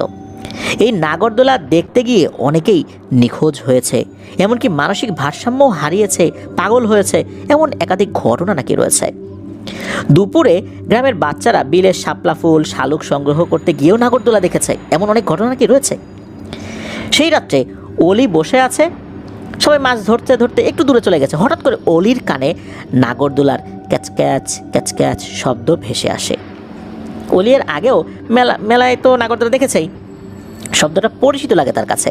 অলির মনে হয় ওইদিকে হয়তো কোথাও মেলা হচ্ছে, সবাই মাছ ধরায় ব্যস্ত, আর কেউ যেহেতু তাকে কোনো কাজে ডাক দিচ্ছে না, সে চিন্তা করলাম একটু এগিয়ে গিয়ে দেখে আসি না। শব্দটা ভেসে আসছে বিলের দক্ষিণ দিক থেকে। শব্দ অনুসরণ করে অলি হাঁটতে হাঁটতে নাগরদোলার কাছে এসে পড়ে। শুকনো ক্ষেত, মাঠের মতো একটা খোলা জায়গা। তো মানুষজন আসলে কাউকে দেখছে না। অলি শুধু একটি নাগরদোলা আস্তে আস্তে ঘুরছে, ক্যাচ ক্যাচ ক্যাচ ক্যাচ শব্দ করে। অলি মনে করে মেলা হয়তো কাল সকালে হবে, তাই আগের দিন লোকজন এসে নাগরদোলা বসিয়ে রেখে গেছে। লোকজন যেহেতু কেউ নেই, আমি একটু নাগরদোলায় উঠে বসি, বিনা পয়সা চড়া হবে, এমনিতে তো পয়সা দিয়ে চড়তে হবে। অলি নাগরদোলার কাছে গিয়ে দাঁড়াতেই নাগরদোলা থেমে যায়। নাগরদোলা হঠাৎ করে থেমে যায়, অথচ একটু একটু করে নাগরদোলা ঘুরছিল। মনে হচ্ছে নাগরদোলা এতক্ষণ অলির জন্যই অপেক্ষা করছিল। সে কাছে আসতেই থেমে যায়। অলি নাগরদোলায় উঠে বসে। এদিকে তাহের ভাই, উনি মাছ ধরতে ধরতে পিপাসার্ত হয়ে পড়েন। পানি নিয়ে আসার জন্য অলিকে ডাকাডাকি করে অলিকে আর পাচ্ছে না। অলির কাছে কিন্তু খাবার পানি থাকে। এখন অলিকে ডাকলেই তো পাওয়া যায়, এখন কেন পাওয়া যাচ্ছে না, এটা কিন্তু তাদের মাথায় একটা চিন্তার উদ্রেক করে। তাহের ভাই অন্য দুই ভাইকে ডাকতে থাকেন, তারা আসে। অলি কোথায় গেল? এতে এমনি সহজ সরল ছেলে, হাবাগোবা টাইপের ছেলে, আবার কোথায় গিয়ে বিপদে পড়লো কিনা। এনারা তিনজন আবার একত্র হয়ে অলিকে আশেপাশে খুঁজতে থাকেন, কিন্তু আশেপাশে কোথাও অলিকে ওনারা পান না। সহজ সরল ছেলে, বুদ্ধিশুদ্ধি কম, এ কি আবার মাছ টাছ নিয়ে বাড়িতে চলে গেল কিনা। ওনারা চিন্তা করলেন যে হয়তো বা ওনারা মাছ ধরতে দূরে চলে গিয়েছিলেন, অলি খুঁজে পায় নাই, ছোটো মানুষ, উনি ওনারা মাছ যা দিয়েছিলেন অলিকে, অলি হয়তো সেই মাছগুলো নিয়ে ওনাদের বাড়িতে চলে গেছে, অর্থাৎ এই যে তাহের ভাইদের বাড়িতে চলে গেছে, সেখানে গিয়ে মাছগুলো রেখে হয়তো বা নিজের বাড়িতে চলে গেছে, এরকমটা ওনারা চিন্তা করেছেন। তো ওনারা কী করলেন যে ওনারা সারা রাত ধরেই মাছ ধরেছেন, মাছ ধরে বাড়িতে ফিরেছেন। মাছ যেগুলো ধরেছেন ওগুলো অন্য একটা জায়গায় রেখেছিলেন। অলি কিন্তু কখনোই ওনাদেরকে না বলে চলে যায় নাই, এই ফার্স্ট টাইম এরকমটা হয়েছে, এটাও কিন্তু ওনারা ভাবছিলেন। তো বাড়িতে আসার পর ওনারা জানলেন যে অলি তো রাতে বাড়ি ফেরে নাই। এদিকে ওই অলির যে মা, সেও এসে খোঁজখবর নিয়েছে যে অলি কোথায়। তারা বলে যে অলি তো এরকমভাবে হঠাৎ করেই চলে গেছে। আর ওনারাও জানলেন যে অলি রাতে বাড়ি ফেরে নাই। এদিকে অলির মা যখন জানলেন যে অলি এরকমভাবে কোথায় যেন চলে গেছে, সে তো হাউমাউ করে কান্নাকাটি শুরু করে দিয়েছে। একমাত্র ছেলে, তারপরে ওরকম সহজ সরল ছেলে, কোথায় গিয়ে কোন বিপদে পড়বে। এদিকে এই যে তাহের ভাই ওনাকে সান্ত্বনা দেন যে আপনি চিন্তা করেন না, অলিকে ইনশাল্লাহ আমরা খুঁজে বের করব। ওনারা কিন্তু অনেক খোঁজাখুঁজি করলেন, কিন্তু অলির সন্ধান আর পান না।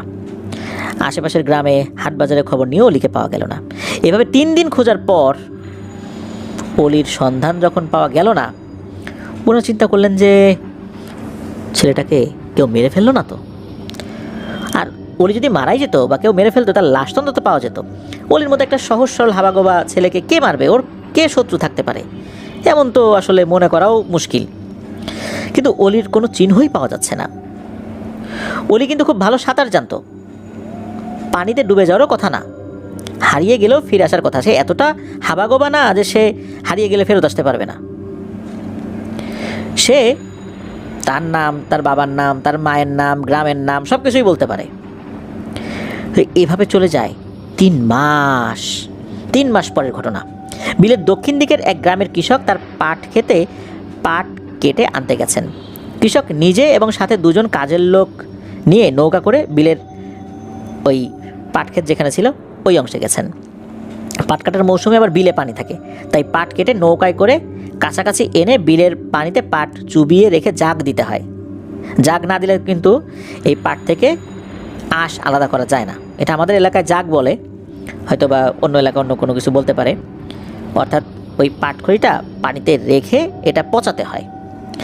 তো যাই হোক, ওই কৃষক দুপুরে ক্ষেতের আইলে নৌকা বেঁধে খাবার খেতে বসেছেন ক্ষেতের এক পাশে। তপ্ত রোদ ছিল সেই দিন। খাবার খাওয়ার এক পর্যায়ে একটা দমকা হাওয়া লাগে তাদের শরীরে। বাতাসে পাট গাছগুলো দোলা দিয়ে ওঠে। বাতাস স্বাভাবিক ব্যাপার হলেও এমন একটা ঝটকা বাতাস কিন্তু সেদিন আর আসেনি। খাবার খেয়ে একটু হুক্কা টানবেন ওনারা। যখন হুক্কা নিয়ে নৌকার কাছে এসেছেন, অর্থাৎ নৌকা এসেছেন, একটা ছেলে লুঙ্গি আর গেঞ্জি পরে গামছা পেঁচিয়ে বসে রয়েছে। বসে না, আসলে এমনভাবে ওই নৌকায় বসে রয়েছে, মাথাটা এক পাশে ঠেকিয়ে ঘুমাচ্ছে। এই দৃশ্য দেখে হাতের ইশারায় কৃষক বাকি দুজনকে ডেকে নৌকার দিকে নিয়ে আসেন আর কি। বলেন যে দেখো তো, আমি যা দেখছি তোমরা তাই দেখো কিনা। দেখার পর একজন আরেকজনের দিকে তাকিয়ে থাকে, কারো মুখে কোনো কথা নাই। অল্প সময় আগে তারা খেতে বসেছে, এর মধ্যে কেউ হেঁটে আসলে তো পানির শব্দ পাওয়া যেত। আর বিলের যেই জায়গায় তারা নৌকা নিয়ে এসেছেন, এখানে কিন্তু পায়ে হেঁটে আসা কঠিন ব্যাপার বলতে হবে।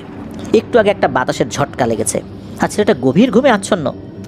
একটা ভয় বা কৌতূহল এদের মধ্যে কাজ করছে, কেউ কোনো কথা বলছে না। তো কৃষক বলল, আমরা তিনজন আছি, আল্লাহ ভরসা, তোমরা আমার সাথে আসো। কৃষক আগে, বাকি দুজন পেছনে। নৌকার কাছে গিয়ে নৌকায় না উঠে হাত দিয়ে নৌকা নাড়া দিয়ে ডাক দিল। মানে তার গায়ে হাত দেয় নাই, নৌকা নাড়া দিচ্ছে। সেটার ঘুম ভেঙে গেল এবং উঠে দাঁড়িয়ে চারপাশ ঘুরে দেখতে লাগলো। নাম ঠিকানা জিজ্ঞেস করলে সে জানায় তার নাম অলি, বাড়ি অমুক গ্রামে, মানে তার গ্রামের নাম বলে। গ্রামের নাম শুনে কৃষকের 3 মাস আগের কথা মনে হয়। কৃষক জিজ্ঞেস করে, তুমি 3 মাস আগে রাতে মাছ ধরতে গিয়ে নিখোঁজ হয়েছিল না? তখন অলি বলে, না, আমি তো কালকে রাতে মাছ ধরতে এসে চরকিতে উঠে ঘুমিয়ে গেছিলাম। এখন দেখি চরকিওয়ালা আমাকে এই নৌকার উপর রেখে চরকি নিয়ে চলে গেছে। কৃষক উনি বুঝতে পারলেন ঘটনাটা কি হয়েছে। উনি দূরের যে ক্ষেতগুলো রয়েছে ওই ক্ষেতগুলোর মানুষগুলোকে ডাক দেন, অলিকে দেখান এবং বলেন যে এই যে দেখো ঘটনা কি, যে অলিকে তো পাওয়া গেছে, এই ঘটনা, আমরা তো এই যে একটু আগে এরকম একটা দমকা বাতাস একটা পাইলাম, তারপর এই ঘটনা অলি তো এটা বলতেছে। সবাই মিলে অলিকে ওই কৃষকের বাড়িতে নিয়ে যান। ঘটনা শুনে ওই গ্রামের মানুষ এসে কৃষকের বাড়িতে ভিড় করে।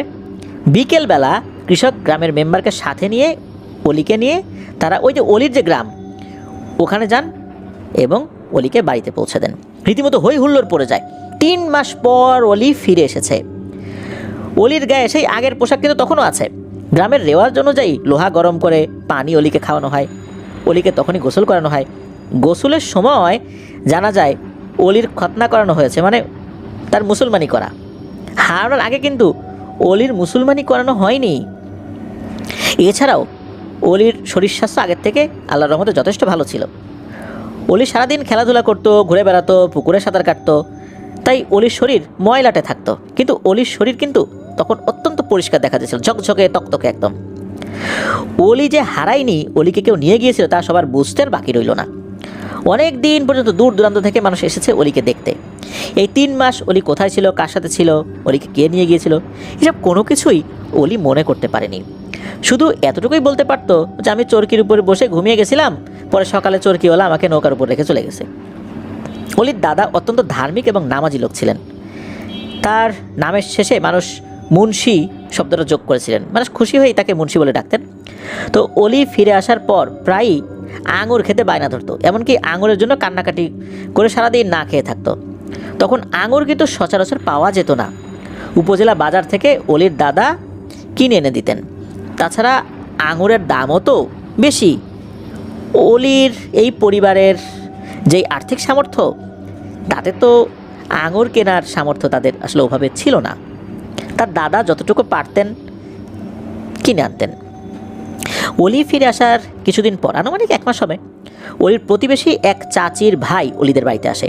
উনি কবিরাজি সংক্রান্ত কাজে অলিকে কিছুদিনের জন্য নিতে চান। অলিকে নিয়ে সে কোথাও যাবে না, তার বোনের বাড়িতে, মানে পাশের বাড়িতেই থাকবেন। অলির মা তার শ্বশুরের মতামত ছাড়া অর্থাৎ অলির দাদার মতামত ছাড়া কিছু করতে পারবেন না বলে জানিয়ে দেন সাফ। রাত্রে অলির দাদাকে জানানো হলে তিনি সরাসরি নিষেধ করে দেন। ওই মহিলার ভাই নাকি ভয়ঙ্কর এক কালো জাদুকর, তন্ত্রবিদ্যায় সিদ্ধ এক জাদুকর, সে অলিকে নিয়ে অসৎ উদ্দেশ্যে কিছু করবে, এমনটাই অলির দাদা আঁচ করেন। আর সেই লোকটা শয়তানের পূজারী। অলির দাদা জানান শুধু এই লোক নয়, তার কাছে আরও এরকম বেশ কয়েকজনও নাকি এসে এই অনুরোধ করেছেন। অলির দাদা কিন্তু বাসায় বিষয়টা বলেন নাই, তখন বলেন যে এরকম বেশ কয়েকজন লোক আমার কাছেও আসছে, অলিকে চাই। তো অলির দাদার একমাত্র বংশপ্রদীপ, অলির কিছু হয়ে গেলে তার বংশের বাতি নিভে যাবে, এমনটাই অলির দাদা ভেবেছেন। তো এই একটিমাত্র কারণে অলির দাদা কঠিন এক সিদ্ধান্ত নিতে বাধ্য হন। মানুষ কতটুকু অসহায় হলে নিজের ভিটেমাটি বিক্রি করে জন্মস্থান ছেড়ে দেশান্তর হতে বাধ্য হয়। সাধারণত গ্রাম এলাকায় নিজের ভিটামাটি বিক্রি করাটা খুবই খারাপ একটা উদাহরণ হিসাবে দেখা হয়। কেউ যদি ভিটামাটি বিক্রি করে অন্য জায়গায় চলে যায়, এটা কখনোই ভালো হিসাবে দেখা হয় না। আর এটা যদি কেউ নেহায়েত বাধ্য না হন, এটা কেউ করেনও না। ভিটামাটি কেউ বিক্রি করেন, অনেকে ঋণের জালে জর্জরিত হয়ে গেলেও নিজের ভিটামাটি বিক্রি করেন না। খুব এক্সট্রিম লেভেলে চলে গেলে ভিটামাটি বন্ধক দেন, তাও বিক্রি করতে চান না। আর কারো ভিটামাটি দখল করে কাউকে সেটা থেকে উচ্ছেদ করাটাও এটা খুব বড় ধরনের অভিশাপ লাগার কারণ হয়ে দাঁড়ায়। এজন্য আমাদের বাংলাদেশের প্রেক্ষাপটে যদি আমরা বলি, তাহলে এই ভিটামাটি বা জন্মস্থান ছেড়ে কেউ যাওয়ার কথা সাধারণত ভাবে না। অলির দাদা সেই কাজটি করেছিলেন নেহায়েত বাধ্য হয়ে। অলির পরিবার একদম অসহায় হয়ে পড়েছিলেন, কারণ তার দাদা জানতেন কোনো না কোনোভাবে অলিকে কোনো একটা কবিরাজ তুলে নিয়ে যেতে পারে। তাই বাধ্য হয়ে উনি সিদ্ধান্ত নিয়েছিলেন। অলির পরিবার যেহেতু খুবই গরিব ছিল, তাই অলির মা বাধ্য হয়ে আবার যান সেই জেলে বাড়ি তাহের ভাইয়ের কাছে। তাহের ভাই অলিকে কোনো মতোই নিতে রাজি নন। এবার অলিকে নিলে তাদের সকলের সাথে খারাপ কিছু হতে পারে। মূলত অলির মা চেয়েছিলেন যদি তাহের ভাইয়ের আন্ডারে থাকে তাহলে হয়তো বা তেমন কিছু হবে না। কিন্তু তাহের ভাই চিন্তা করলেন যে যেহেতু ও এরকম 3 মাস জিনেদের জগতে ছিল, এখন অলিকে নিলে আবার তাদের কোনো সমস্যা হয়, তো যেহেতু অলিকে কোনো একটা গতি করা গেল না, তার দাদার কী করবে এই সিদ্ধান্ত নেওয়া ছাড়া তার আর কী করার ছিল। অলির মা তখন গ্রামের অন্য এক লোকের কাছে যান, তার নাম ছিল হোসেন আলী। উনি পেশায় কৃষিকাজ করলেও মাছ ধরে বিক্রি করা তার বাড়তি আয়ের পেশা ছিল। শখের বসে মাছ ধরেন আর কি, নিজেদের খাওয়ার পাশাপাশি বিক্রিও করেন। এই হোসেন আলী তোরা জাল দিয়ে মাছ ধরতেন, কোমরে খালুই বেঁধে জাল ফেলে মাছ ধরতেন। ওইদিকে অলির দাদা ভিটামাটি বিক্রির কাজ তো অলরেডি কমপ্লিট করে ফেলেছেন। অলির দাদা শ্বশুর বাড়ি ছিল দিনাজপুর বা রংপুর জেলার কোনো একটা স্থানে আর কি। তো ঘটনা যিনি বর্ণনা করেছেন উনি ঠিক স্থানটা বলতে পারেননি যে রংপুর না দিনাজপুর। ভিটামাটি বিক্রি করে উনি শ্বশুরবাড়ির জমি কিনে স্থানান্তরিত হবেন। তো অলি হোসেন আলীর সাথে বেশি দিন মাছ ধরতে যায় নাই, কারণ অলির দাদার জমি বিক্রির কাজ শেষ হয়ে গেছে। তাই একদিন সকলের কাছ থেকে বিদায় নিয়ে তারা চলে যান। অলির পরিবার চলে যাওয়ার পর বেশ কিছু ঘটনা ঘটে। কিছু ঘটনা প্রকাশিত হয় দেরিতে। তো হোসেন আলী কিছু বিষয় বর্ণনা করেছিলেন। তিনি অলিকে নিয়ে নদী বা বিলে মাছ ধরতে গেলে তার দিন বা রাত যে সময়ই হোক না কেন, অলি যে জায়গায় জাল ফেলতো সেখানেই বড় বড় মাছ পেত, কখনো মিস হতো না আল্লাহর রহমতে। তো হোসেন আলী বলেন যে আমি জাল ফেলতাম আর অলি খালুই নিয়ে দাঁড়িয়ে থাকতো। জাল তুললে অলি জাল থেকে মাছ বেছে খালুইয়ে ভরে রাখতো এবং জালে আটকে থাকা লতা পাতা পরিষ্কার করে দিত। প্রথম দিন অলির বিষয়গুলো খুব একটা আগ্রহের সাথে দেখিনি, কিন্তু পরবর্তীতে দেখলাম অলির এই ব্যাপারটা। প্রথম দিকে চিন্তা করেছি এমনিতেই মাছ পড়ছে, প্রথমে বড় একটা বোয়াল পেলাম, এভাবে সেদিন আরও বড় কিছু মাছ পাই। অলিকে মাছের ভাগ দেওয়ার পরও আমার অনেক মাছ অবশিষ্ট থাকতো। এইভাবে প্রায় প্রতিদিন অলি যেখানে বলতো সেখানে জাল ফেলতাম। অর্থাৎ অলি আমাকে বলতো যে এইখানে জাল ফেলেন, ওইখানে জাল ফেলেন। প্রথম দিকে তো গুরুত্ব দেই নাই, পরে দিলাম, পরে দেখি মাছ পাওয়া যায়। ঘণ্টাখানেকের মধ্যে এত মাছ পেতাম যা সারাদিনেও পাওয়ার কথা কল্পনাই করতে পারতাম না। সারা দিন তো দূরের কথা, সারা রাত ধরলেও এত মাছ পাওয়ার কথা কল্পনাও করতাম না। অলির এই আশ্চর্য ক্ষমতার কথা আমি বুঝেছিলাম। এরপর থেকে রাত্রে আমি অলিকে নিয়ে মাছ ধরতে যাইনি, আমার সাহস হয়ে ওঠেনি। রাতের বেলা গেলে যদি কোনো একটা সমস্যা হয়, দিনে মাছ ধরতে যেতাম। আল্লাহর রহমতে দিনে অলিকে নিয়ে মাছ ধরতে গেলে যা মাছ পেতাম তা নিয়ে আলহামদুলিল্লাহ আমরা সন্তুষ্ট ছিলাম। আর এই ব্যাপারটা আমি এবং আমার স্ত্রী ছাড়া কাউকে বলিনি, কারণ এটা যদি অন্য কেউ জানে তাহলে অলিকে নিয়ে মাছ ধরতে যাওয়ার জন্য অনেকের মধ্যে মারামারি শুরু হয়ে যাবে। অলির পরিবার তো চলে গেল। অলির দাদা কিন্তু অনেকখানি জায়গা জমি বিক্রি করলেও কিছু জায়গা বিক্রি করতে পারেন নাই বা করেন নাই। যতটুকু করেন নাই সেটা হলো বসত ভিটা, ওইটা তখনও আসলে বিক্রি করার মতো সময় উনি পান নাই, কারণ ক্রেতা পাচ্ছিলেন না। কিন্তু নাতিকে তাড়াতাড়ি নিয়ে চলে যেতে হবে, এই জন্য উনি শুধু ওই ভিটা মাটিটা পরে এসে বিক্রি করবেন চিন্তা করে অন্য অন্য সব জিনিস বিক্রি করে চলে গেছেন আর কি। তো অলির দাদা যত দ্রুত সম্ভব এই এলাকা ত্যাগ করেছে। ভিটার জমি সবার আগে বিক্রি হওয়ার কথা ছিল, কারণ সব কিছু রেডি, কিনবে আর বসবাস করবে। বেশ কয়েকজন কিন্তু আগ্রহী হন, দরদাম ঠিক হয়, কিন্তু পরে কোনো এক কারণে বিক্রি হয় না। কেউ কিনেছে, টাকা দিয়েছে, রেজিস্ট্রি করার দিন এসে বলে টাকা ফেরত দেন, আমি কিনবো না, সিদ্ধান্ত বদল করেছে। তাই অলির দাদা ভিটা বাড়ির 10% জমি রেখেই চলে গিয়েছিলেন। অলিদের ভিটা এখনও আছে পরিত্যক্ত অবস্থায়। আগে মানুষ সেখানে যেত না, ভূতের ঘটনার সম্মুখীন হবে এই ভেবে। দিনের বেলায় কেউ যাচ্ছে, হঠাৎ একটা ঢিল এসে পড়ে গায়ে, রাত্রে আগুনের ফুলকি দেখা যেত, কান্নার শব্দ ভেসে আসতো। এরকম নানান কারণে মানুষ ওদিকে যেত না। এখন অবশ্য আশেপাশে বাড়িঘর হয়েছে, বেড়েছে মানুষের যাতায়াত, তাই কোনো ধরনের ভৌতিক ঘটনা এখন আর চোখে পড়ে না। ওই যে প্রতিবেশী এক চাচির তান্ত্রিক ভাই, যার কথা আমরা বলেছিলাম, এক তান্ত্রিক মামা আর কি, তার বাড়ি ছিল গফরগাঁও উপজেলায়। পরে জানা যায় তান্ত্রিক মূলত কালো জাদুর আশ্রয় নিয়েছিল। বসত ভিটা যে কিনতে বায়নানামা করতো তার উপর নাকি কালো জাদু করতো তান্ত্রিক, এই কারণে জমি বিক্রি হতো না। অলির পরিবার যেন এই এলাকা ছেড়ে যেতে না পারে, এই জন্য অলির পরিবার চলে যাওয়ার পর বসত ভিটায় ভুতুরে ঘটনা হতো মূলত ওই কালো জাদুর প্রভাবে।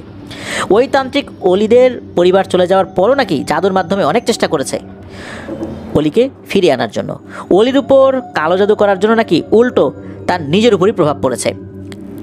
কোনো এক অজানা শক্তি আল্লাহর রহমতে অলির পরিবারকে রক্ষা করত। সে যা করত অলিদের পরিবারের উপর, তার উল্টো হয়ে ওই তান্ত্রিকের পরিবারের উপরে সেই পড়ত।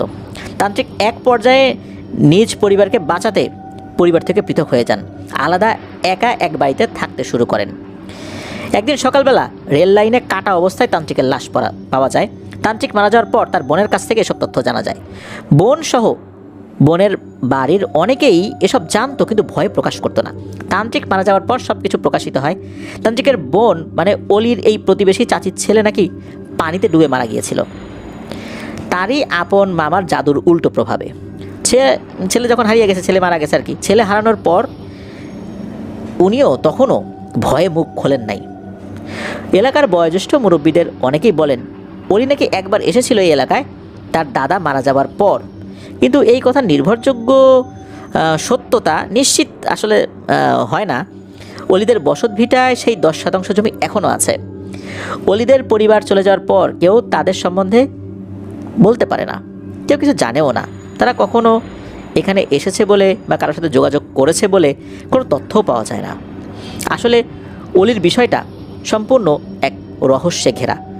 অলি কি বর্তমানে জীবিত আছে, কোথায় আছে, বিষয়টা জানা যায় না। হতে পারে অলি জীবিত আছে। যদি 1980 সালের পরবর্তী সময়ে অলির বয়স 10 বছর থাকে, তাহলে এখন অলির বয়স কত হবে আপনারা চিন্তা করেন। এখন 2025 সাল, অলি এখন বয়োজ্যেষ্ঠ হয়েছে এটা নিশ্চিত। বেঁচে থাকার সম্ভাবনাও আল্লাহ চাহেন তো রয়েছে। হতে পারে অলি অন্য কোনো নামে অন্য এলাকায় রয়েছে। অলির দাদা শ্বশুরবাড়ি ছিল দিনাজপুর বা রংপুর এলাকায়, সেখানকার কোনো একটা জায়গায় সে বেড়ে উঠেছে, সেখানেই সে বিয়ে করেছে, সন্তানাদি হয়তোবা হয়েছে, হয়তোবা তার নাতি নাতনিও হয়েছে, এমনও হতে পারে। কিন্তু কেউ জানে না অলির সাথে ঘটে যায় এই ঘটনা। প্রিয় লিসেনার্স, দারুণ একটা ঘটনা ছিল, খুব ভালো লেগেছে আমার কাছে। কত কিছুই না রহস্যময় থাকে।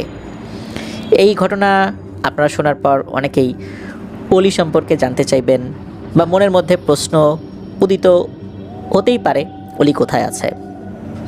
আমরা কেউ জানি না, যিনি পাঠিয়েছেন ঘটনা উনিও বলতে পারেন না। তবে আপনাদের জানা যদি থাকে, কারণ যিনি ঘটনা পাঠিয়েছেন ওনার বাড়ি তো ময়মনসিংহের ত্রিশালে, আমাদের লিসেনাররা তো সারা বাংলাদেশেই রয়েছেন। রংপুর, দিনাজপুরের ওইদিকে এই রহস্যময় বালকের সম্পর্কে আপনারা কি কেউ কখনো জেনেছেন আপনাদের বাবা বা দাদাদের মুখে? এখন তো তার বয়স নিশ্চয়ই বেশি হয়েছে, কিন্তু আপনারা যদি তার সম্পর্কে কিছু জানেন আমাদেরকে কিন্তু জানাতে পারেন। ধন্যবাদ জানাচ্ছি জিল্লুর রহমান ভাইকে দারুণ দারুণ দারুণ একটি ঘটনা আমাদের সাথে শেয়ার করার জন্য। আশা করছি আপনার কাছ থেকে আরও ঘটনা ইনশাল্লাহ আমরা পাবো। প্রিয় লিসেনার্স, চলুন চলে যাব আমাদের এবারের থার্সডে নাইটের 170তম আয়োজনের শেষ ঘটনায়।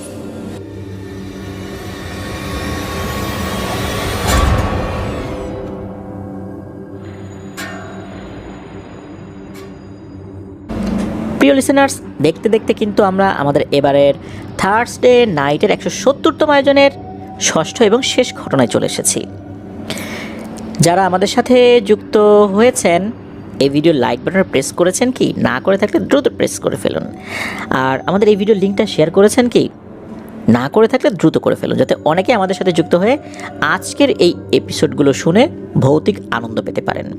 আপনারাও কিন্তু ঘটনা পাঠাতে পারেন লিখে বা রেকর্ড করে afnanthehorrorworldbd@gmail.com এই ইমেল অ্যাড্রেসে। ইমেল অ্যাড্রেসের স্পেলিংটা বলে দিচ্ছি, AFNANTHEHORRORWORLDBD afnanthehorrorworldbd@gmail.com। ঘটনা কেমন লাগছে তা জানিয়ে এই ভিডিওর কমেন্ট সেকশনে কমেন্ট করতে ভুলবেন না। এছাড়া আমাদের ফেসবুক পেজ আর গ্রুপ তো রয়েছে আপনাদের হরর ওয়ার্ল্ড নামে, সেখানে গিয়েও আপনারা আপনাদের মতামত জানাতে পারেন। চলুন ঘটনায় চলে যাব। এবারে যে ঘটনাটি আপনাদের সাথে শেয়ার করব, যিনি এই ঘটনাটি পাঠিয়েছেন ওনার বেশ কয়েকটি ঘটনা কিন্তু ইতিমধ্যে আমরা প্রচার করেছি। ওনার নাম মুজাহিদুল ইসলাম মেহেদি। ওনার দেশের বাড়ি চট্টগ্রামে, ওনার পরিবার চট্টগ্রাম শহরেই বসবাস করছেন, তবে উনি বর্তমানে ঢাকার বাড্ডা এলাকায় রয়েছেন। উনি সরকারি তিতুমির কলেজে অনার্স 3য় বর্ষে অধ্যয়নরত রয়েছেন। তো চলুন ঘটনায় চলে যাই। এই ঘটনাটি ঘটে এই মেহেদি ভাইয়ের আম্মুর চাচাতো ভাইয়ের ছেলে, অর্থাৎ ওনার মামাতো ভাইয়ের সাথে। ঘটনার সময়কাল 1996 কি 97 সালের নভেম্বর মাসের দিকে। এই ঘটনাটি যার সাথে ঘটেছে তার নাম হচ্ছে এমরান।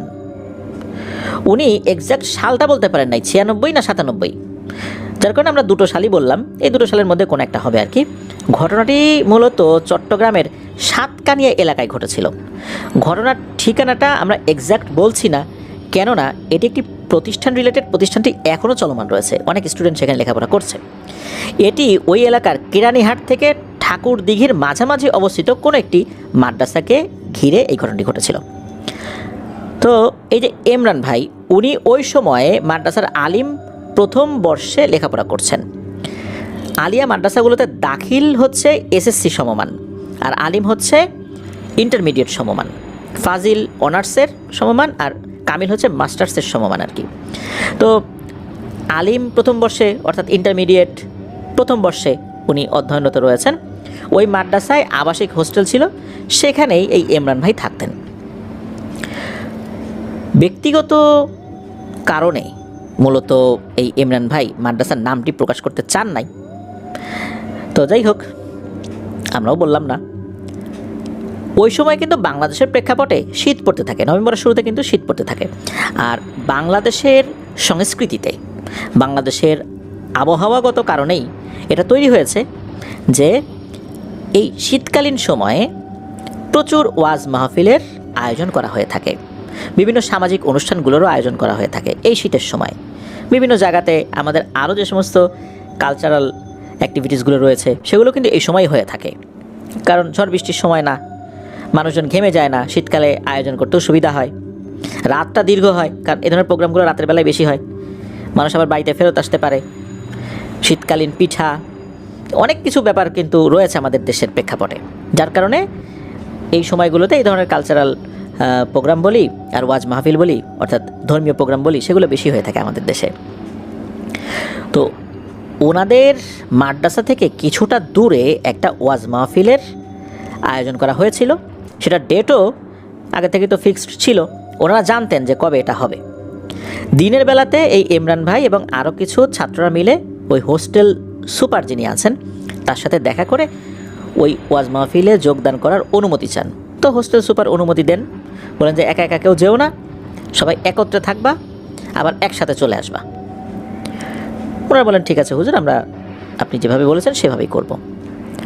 এদিকে এই ওয়াজ মাহফিলে কারা কারা যাবে এটা জানার জন্য ইমরান ভাই উনি আরও কিছু ছাত্র ভাইদের সাথে কথা বলছিলেন। তখন জানা গেল যে তারাও এই খোঁজখবর জানেন, তারাও আলাদাভাবে হুজুরের কাছ থেকে অনুমতি নিয়েছেন যাওয়ার জন্য। অনেকেই যাবে, কিন্তু দুজন স্টুডেন্ট তারা যেতে রাজি হলো না। এরা বছরের মাঝামাঝি সময় এসে ভর্তি হয়েছে দাখিলে ভর্তি হয়েছে। এরা অন্য আর একটা জায়গায় লেখাপড়া করতো। তো এদের আবার দাখিল পরীক্ষা অর্থাৎ এসএসসি পরীক্ষা মার্চের প্রথম সপ্তাহের দিকে বা ফেব্রুয়ারির শেষ সপ্তাহের দিকে হওয়ার কথা। যেহেতু নভেম্বর মাস, সময় নাই, বছরের মাঝামাঝি এসছে, এরা আবার বলছে যে আমাদের তো লেখাপড়া ওরকম হয় নাই, আমরা যাব না। আর ওই সময় কিন্তু যেই সিচুয়েশনটা ছিল, ওই সিচুয়েশনে এখন যেরকমভাবে পরীক্ষা হয় ফেব্রুয়ারি বা মার্চ বা এপ্রিল এরকম একটা সময় পরীক্ষা হয় না, ওই সময় কিন্তু এরকমই ছিল।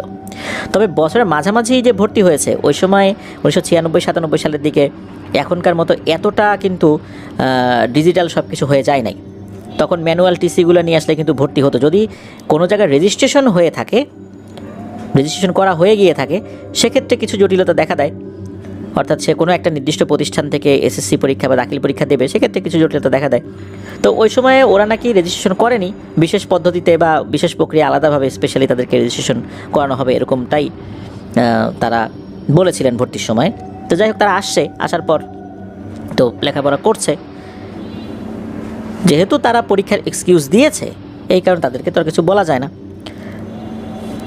ওদেরকে রেখেই ইমরান ভাই আরও কিছু বন্ধুবান্ধব নিয়ে বের হয়ে গেলেন। তো বের যে হয়েছেন গেট থেকে, গেটে যারা পাহারায় থাকেন নাইট ডিউটিতে, তাদেরকে বলে গেলেন যে আমরা কিন্তু যাচ্ছি, আমরা কিন্তু হোস্টেল সুপার হুজুরের কাছ থেকে অনুমতি নিয়েছি। তখন ওনারাও বললেন যে হ্যাঁ, আমাদের সুপার মহোদয় আমাদেরকেও বলেছেন যে তোমরা যাও, তোমরা কি হোস্টেলে কেউ আসো? আর বলে যে হ্যাঁ, এখন তো 2 জন আছে, ওই যে বছরের মাঝামাঝি ভর্তি হলো না 2টা ছেলে, এই 2 জন আছে। তখন ওই পাহারাদার যে 2 জন ছিলেন, ওনারা 2 জন ছিলেন তো এখানে, একে অন্যের দিকে তাকাতাকি করে ওই ইমরান ভাইকে বলতেছে যে দেখো ইমরান, কিছু মনে করেন একটা কথা বলি, এই 2টা ছেলেকে কেমন যেন লাগে আমাদের কাছে, কেমন যেন সন্দেহ লাগে, এর কোত্থেকে আসছে, এর বাড়ি কই, তেমন তো কিছু বলেও না, জিজ্ঞেস করলে কথা এড়ায় চলে যায়, এর তো কেমন কথা। আমরা তো এখানে যারা আছে সবারই বাড়িঘর কোথায় সব কিছু জানি, এরা কেন যে কথা বলতে চায় না, এরাও তো বুঝি না। তখন ইমরান ভাই বলে যে ওরা একটু চুপচাপ স্বভাবের, ওরা কারোর সাথে খুব একটা কথা বলে না, এরকম আসে না অনেক ছেলে পেলে যারা কথা বলতে চায় না, চুপচাপ থাকে, আমাদের সাথে তো দরকার ছাড়া খুব একটা কথা বলে না, এই জন্য ওদেরকে আমরাও ঘাটাই না, আসে ওরা ওদের মতো থাক না, সমস্যা কি। আমাদের যিনি অধ্যক্ষ হুজুর আছেন, তিনি তো ওদের বিষয়ে সব কিছু জানেনই, বিস্তারিত জানেন, আমাদের এত কিছু না জানলেও চলবে। তখন অন্য 2 জন যে পাহারাদার, ওরা বলেন হ্যাঁ ঠিক আছে, তুমি ঠিকই বলছো, আচ্ছা যাও তোমরা তাড়াতাড়ি ফেরত এসো, আমরা আসি। তখন ওরা তো বের হয়ে চলে গেছেন। পুরো এই বিল্ডিংয়ে মাত্র 2 জন স্টুডেন্ট ভেতরে বসে আছে, লেখাপড়া করছে। এদিকে প্রায় 1 ঘন্টার পথ হেঁটে যাওয়ার পর হঠাৎ করে ইমরান ভাইয়ের মনে পড়ে যে ওনারা টর্চ লাইট আনেন নাই। কারণ ওনারা যে একসাথে যাচ্ছিলেন সেটা তো ঠিক ছিল, মোটামুটি তখন আলো টালো ছিল, কিন্তু টর্চ লাইট আনেন নাই। টর্চ লাইট যে আনেন নাই, এই ভুলটা মূলত অন্য আরেকজন স্টুডেন্টের, আরেকজন ছাত্র ভাইয়ের। কেননা ওনারা 2টা টর্চ লাইট রেডি করে রেখেছিলেন, কথা ছিল যে সেই সাথে করে নিয়ে আসবে। তো গল্প করতে করতে সবাই হেঁটে চলছে, টর্চ লাইট জানার প্রয়োজন হয় নাই। কী মনে করে ইমরান ভাই জিজ্ঞেস করছে এই টর্চ লাইট কার কাছে রে? তখন ওই ছাত্র ভাই বলছে হ্যাঁ রে ভাই, আমার তো ভুল হয়ে গেছে, আমি তো টর্চ লাইট ওই রুমেই ফেলে রেখে আসছি, 2টা টর্চ লাইট তো আমি রাখছিলাম আমার টেবিলের উপরে, আমি তো ভুলে গেছি, আপনারা সবাই আগাতে থাকেন, আমি এক দৌড়ে গিয়ে টর্চ লাইট 2টো নিয়ে আসি। তখন ইমরান ভাই বলতেছে যে তুমি আবার যাবা এখানে, আচ্ছা যাক তুমি এদেশে থাকো, আমি যাই। তখন ওই ছাত্র ভাই বলতেছে যে না ভুলটা আমার, আপনি আবার কষ্ট করে যাবেন, আমি যাই নিয়ে আসি। ইমরান ভাই বলতেছে আরে না, ও কিছু না, তুমি যাও, আমি নিয়ে আসতেছি। তখন ইমরান ভাই ওনাদেরকে এগিয়ে দিয়ে উনি ওই মাদ্রাসার দিকে আগানো শুরু করেন। তো দ্রুত হাঁটা শুরু করেছেন, 1 ঘন্টার পথ কিন্তু হেঁটে চলে আসেন। উনি দ্রুত হেঁটে প্রায় 40-45 মিনিটের মাথায় মাদ্রাসা গেটে যখন আসছেন, তখন ওই যে 2 জন পাহারাদার বলছেন যে আরে ইমরান, মাহফিল কি এত তাড়াতাড়ি শেষ হয়ে গেল কিনা, এত তাড়াতাড়ি চলে আসলা, তোমার সাথে লোকজন কই? তখন ইমরান ভাই বলতেছে যে আসলে তো টর্চ লাইট নেওয়ার জন্য আসছি। বলে ঠিক আছে যাও উপরে লাইট নিয়ে আসো। ইমরান ভাই উনি উপরে যাওয়া শুরু করেছেন।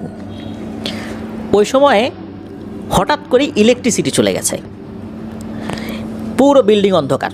আর তখন তো ওই হোস্টেলের জেনারেটর নাই, আইপিএস নাই, এরকম কিছু নাই। ইলেকট্রিসিটি চলে গেলে যে যার মতো হারিকেন, মোমবাতি এগুলো জ্বালিয়ে লেখাপড়া করতো।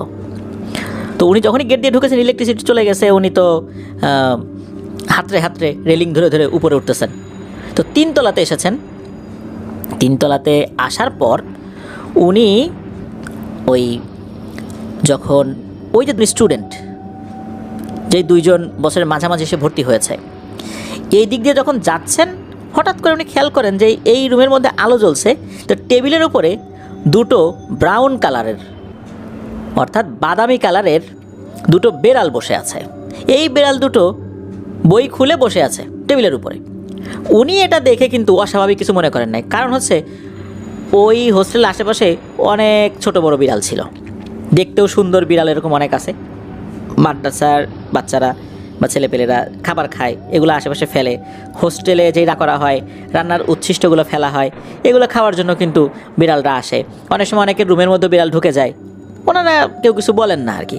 তো এরকম বিড়াল তো ঢুকতেই পারে এখানে, হরহামেশাই তো আসে, এটা নিয়ে তো চিন্তা ভাবনা করার কিছু নেই। উনি ওনার মতো চলে গেছেন যেখানে টর্চ লাইট রাখা ছিল।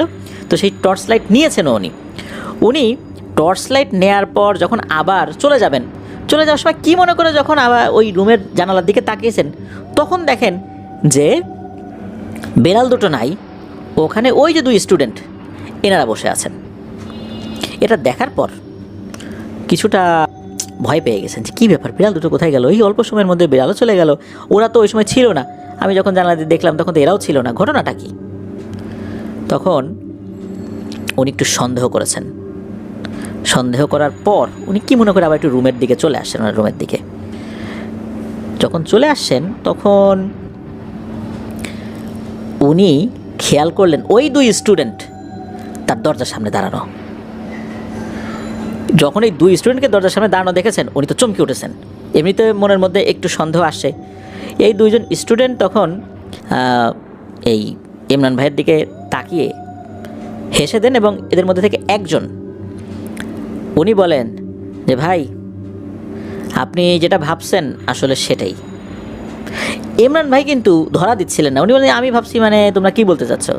বলে জি জি, আপনি যেটা ভাবছেন আমরা সেটাই। বলেন আমি কি ভাববো, আমি দেখলাম যে তোমাদের টেবিলের উপর 2টা বিড়াল বসা, আবার তোমাদেরকে দেখলাম, আমার মাথাটা একটু ঘুরান দিচ্ছিল, আবার বিড়াল যখন দেখলাম তখন আবার একটু চোখে একটা ধাঁধার মতো লাগতেছিল, আবার চোখটা এখন একটু ডলা দিলাম, কচলাইলাম, তখন আবার অন্যরকম দেখলাম। তখন ওই 2জন বলছে জি ভাই, আপনি ঠিকই বলছেন, আপনার চোখ কচলানোর কারণ অন্য কিছু না, আমরাই।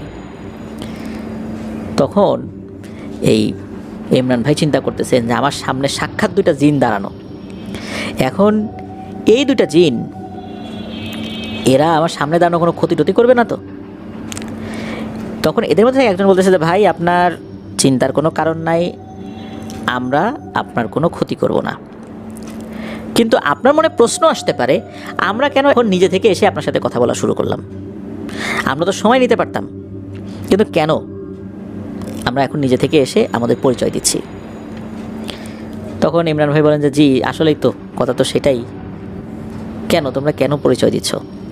তখন এই 2জনের মধ্যে থেকে একজন, ওদের একজনের নাম আসলে নামটা আসল নাম যেটা, মানে আসল নাম বলতে তো ওইখানে যে নামটা ছিল সেই নামটা তো আমাদেরকে দেন নাই, এটা ছদ্মনাম হিসাবে দিয়েছেন। তো ছদ্মনাম হিসাবে একজন নাম হানিফ, একজন নাম আব্দুর রহমান, এই 2টা নাম দিয়েছেন আর কি। এদের মধ্যে থেকে একজন, যে একটু বয়সে একটু বড় বলে মনে হয়, 2জন তো একই ক্লাসে পড়ে, তো বলা হয় যে ভাই শোনেন, বছরের মাঝখানে আমরা যে ভর্তি হয়েছি এখানে, এর পিছনে একটা কারণ আছে। আমরা আগে আরেকটা মাদ্রাসায় পড়তাম, সেখানে হঠাৎ করেই আমরা একজনের চোখে ধরা পড়ে যাই। কারণ আমরা যেই রূপে থাকি, আমরা মানুষের রূপে বেশি সময় থাকতে পাই না, আমাদের রূপ বদল করতে হয়। দিনে কমপক্ষে 2বার রূপ বদল করতে হবেই, এছাড়া আমাদের উপায় নাই। আপনারা যেমন এক পোশাক দীর্ঘ সময় ধরে পরে থাকতে পারেন না, চেঞ্জ করেন, আমাদের রূপ পরিবর্তন করতে হয়, আমরা আমাদের আসল রূপে ফেরত আসি।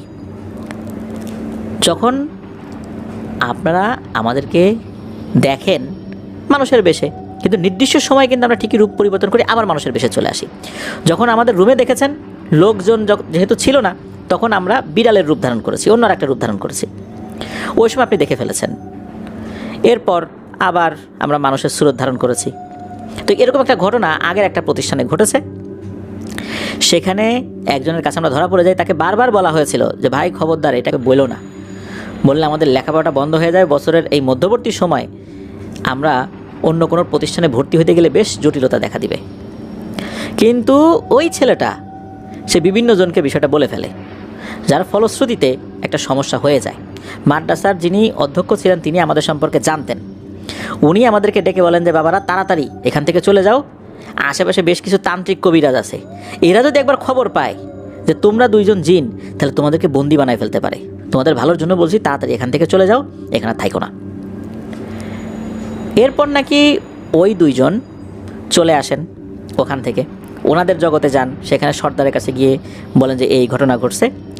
তারপর এই দুইজনকে এই মাদ্রাসায় পাঠানোর জন্য ওনাদের যে সর্দার, সেই সর্দারই তার পরিচিত একজন হুজুর যিনি এই মাদ্রাসার অধ্যক্ষ, তাকে অনুরোধ করেন, বলেন যে হুজুর আপনি কোনোভাবে এই দুজন স্টুডেন্টকে ভর্তি করায় দেন। যেহেতু এটা কমই মাদ্রাসা না, এটা হচ্ছে আলিয়া মাদ্রাসা, এখানে সরকারি সব ডকুমেন্টগুলো থাকে, এখানকার হিসাব নিকাশ আলাদা, এখানে ছবি দিতে হয়, বাবার নাম মায়ের নাম অনেক কিছু দিতে হয়। তো এই জিনিসগুলো আসলে অধ্যক্ষ হুজুর হ্যান্ডেল করবেন, উনি ওনার মতো করে তাদের ছবি তোলা বা আদার সব কিছু। তো হুজুর তো রাজি হয়েছেন। এরপরে এরা এইখানে এসে ভর্তি হয়েছে। আর হঠাৎ করেই এই রাতের বেলা ইমরান ভাই তাদেরকে এইভাবে দেখে ফেলেছে। তখন ইমরান ভাই বলে যে ভাইয়া তোমরা কেন আমাকে তোমাদের পরিচয়টা এইভাবে বললা? তখন এই দুইজন বলে যে আমরা মানুষ দেখলে এতটুকু বুঝতে পারি কাদের দ্বারা আমাদের ক্ষতি হবে, কাদের দ্বারা ক্ষতি হবে না। ওই যে ছেলেটাকে আমরা নিষেধ করেছিলাম সে কিন্তু বলে ফেলেছিল। আমরা শুনেছি আমাদের সর্দার এই দুইজনকে, একজন তো আরেকজনও এই বিষয়টা ছড়ানোর পিছনে দায়ী ছিল। তো এই দুইজনকে আমাদের সর্দার শাস্তি দিয়েছেন। কী শাস্তি দিয়েছেন এটা আমরা জানি না, জিজ্ঞাসা করি নাই, তবে শাস্তি দিয়েছেন। এগুলো দিতে হয়, আমরা না চাইলেও তাদের ক্ষতি হয়ে যায়। আপনি যে কাউকে বলবেন না এটা আমরা নিশ্চিত। আর আমরা যতদিন এখানে লেখাপড়া করব ততদিন কাউকে বলেন না, আমরা চলে যাওয়ার পরে বলতে পারেন। তো ইমরান ভাই বলল যে ঠিক আছে, আমার দ্বারা তোমাদের কোনো ক্ষতি হবে না ইনশাল্লাহ। তবে ইমরান ভাই এটাও জিজ্ঞেস করেছিলেন যে তোমরা কেন এই মাদ্রাসায় ভর্তি হইলা? অন্য জায়গায় ভর্তি হতে পারতা, অন্য সাবজেক্টে ভর্তি হতে পারতা, কমি মাদ্রাসায় ভর্তি হতে পারতা। তখন ওরা বলেছিল যে না, আমাদের সর্দার এরকমটাই চেয়েছিলেন যে আমাদের মধ্যে বিভিন্ন সাইডে লেখাপড়া করতে হয়, কেউ হাফেজ হবে, কেউ আলেম হবে, কেউ এই জেনারেল এডুকেশনে তারা শিক্ষিত হবে, কেউ ডাক্তার হবে, ইঞ্জিনিয়ার হবে, এরকম সর্দারের কিছু নির্দেশনা থাকে। সেই নির্দেশনা মেনেই তারা এই মাদ্রাসায় ভর্তি হয়েছে, মানে এই লাইনে লেখাপড়া করছে। যাই হোক এরকমটা বলেন। এরপর ইমরান ভাই উনি ওনাদের কাছ থেকে বিদায় নিয়ে আবার চলে যান সেই মাহফিলে। তো মাহফিলে গিয়েছেন, ঠিকঠাক মতো মাহফিল শেষ করে চলে আসেন। এরপরে কিন্তু দীর্ঘ একটা সময় চলে যায়, এই সময়ের মধ্যে কিন্তু এই দুইজনের সাথে ইমরান ভাইয়ের সখ্যতা খুব ভালোই ছিল, কোনো ধরনের কোনো সমস্যা হয় নাই। ইমরান ভাইয়ের বিভিন্ন ধরনের সমস্যা এই দুজন হেল্পও করেছে ঠিকঠাক মতোই। নাকি এরা এখানকার দাখিল পরীক্ষাটা শেষ করে, দাখিল পরীক্ষা দিয়ে এরা চলে গেছে। তাদের সার্টিফিকেট বা অন্যান্য আদার সব কিছু তোলা বা এরকম কোনো কিছু সম্পর্কে আসলে এইভাবে ইমরান ভাই বলেন নাই। তো এই কারণে বলেন নাই, কারণ এগুলো নিয়ে আবার সেই মাদ্রাসায় গিয়ে ঘাটাঘাটি হতে পারে, অনেকে ঘাটাঘাটি করতে পারেন, এগুলো আসলে ইমরান ভাই চান নাই। যার কারণে অনেক কিছু গোপন করেই এই বিষয়গুলো বলা হয়েছে বা এই ঘটনাটা আমরা শেয়ার করলাম আর কি। আর তারা তো যখন গিয়েছে তারা অনুমতি দিয়েছে যে এখন আপনি এই বিষয়গুলো বলতে পারেন। তারপরও ইমরান ভাই সবাইকে এই বিষয়টা বলেন নাই, হাতে কোনো অল্প কিছু মানুষকে ইমরান ভাই বিষয়টা বলেছিলেন আর এই ঘটনাটা শেয়ার করার অনুমতিও দিয়েছিলেন। ঘটনাটা মূলত বেশ বড় আকারেই আমাদেরকে পাঠিয়েছিলেন মেহেদী ভাই। আমি আমার মতো করে আপনাদের সামনে উপস্থাপন করলাম। প্রিয় লিসেনার্স, এই ঘটনাটা যার সাথে ঘটেছিল ইমরান ভাই, উনি বর্তমানে একজন রেমিটেন্স যোদ্ধা ভাই, বর্তমানে সৌদি আরবে রয়েছেন বলে জানিয়েছেন মেহেদী ভাই। আর এই যে হানিফ এবং আব্দুর রহমান, এই দুজনের সাথে পরবর্তীতে ইমরান ভাইয়ের আরোভাবে দেখা হয়নি, যারা তাদের মতো করে চলে গেছেন। ইমরান ভাইও পুরোটা সময় গোপনীয়তা বজায় রেখেছেন, কাউকে বলেন নাই। এটা শুধু ইমরান ভাই জানতেন আর ওই মাদ্রাসার যিনি অধ্যক্ষ উনি জানতেন, এছাড়া কেউ জানতেন না। তো যথেষ্ট আমানতদারিতা উনি করেছেন, ইমরান ভাইয়ের কথা বলছি। যে উনি এই কথাটা নিজের মধ্যেই রেখেছেন, কাউকে বলেন নাই। প্রিয় লিসেনার্স, কথাও কিন্তু আমানত। শুধু ধন সম্পত্তি আমানত না, মানুষের কথা রক্ষা করাটাও আমানতের একটি অংশ। এই জিনিসগুলো অনেক সময় আমরা করি না। অনেকের গোপন কথা আমরা নিজেদের মধ্যে রাখতে পারি না, আমরা অন্য জায়গায় বলে ফেলি, যার কারণে ওই ব্যক্তির ক্ষতি হয়ে যায়। তাহলে কিন্তু আমরা আমানতের খেয়ানত করলাম। আল্লাহ আমাদেরকে বোঝার তৌফিক দান করুন।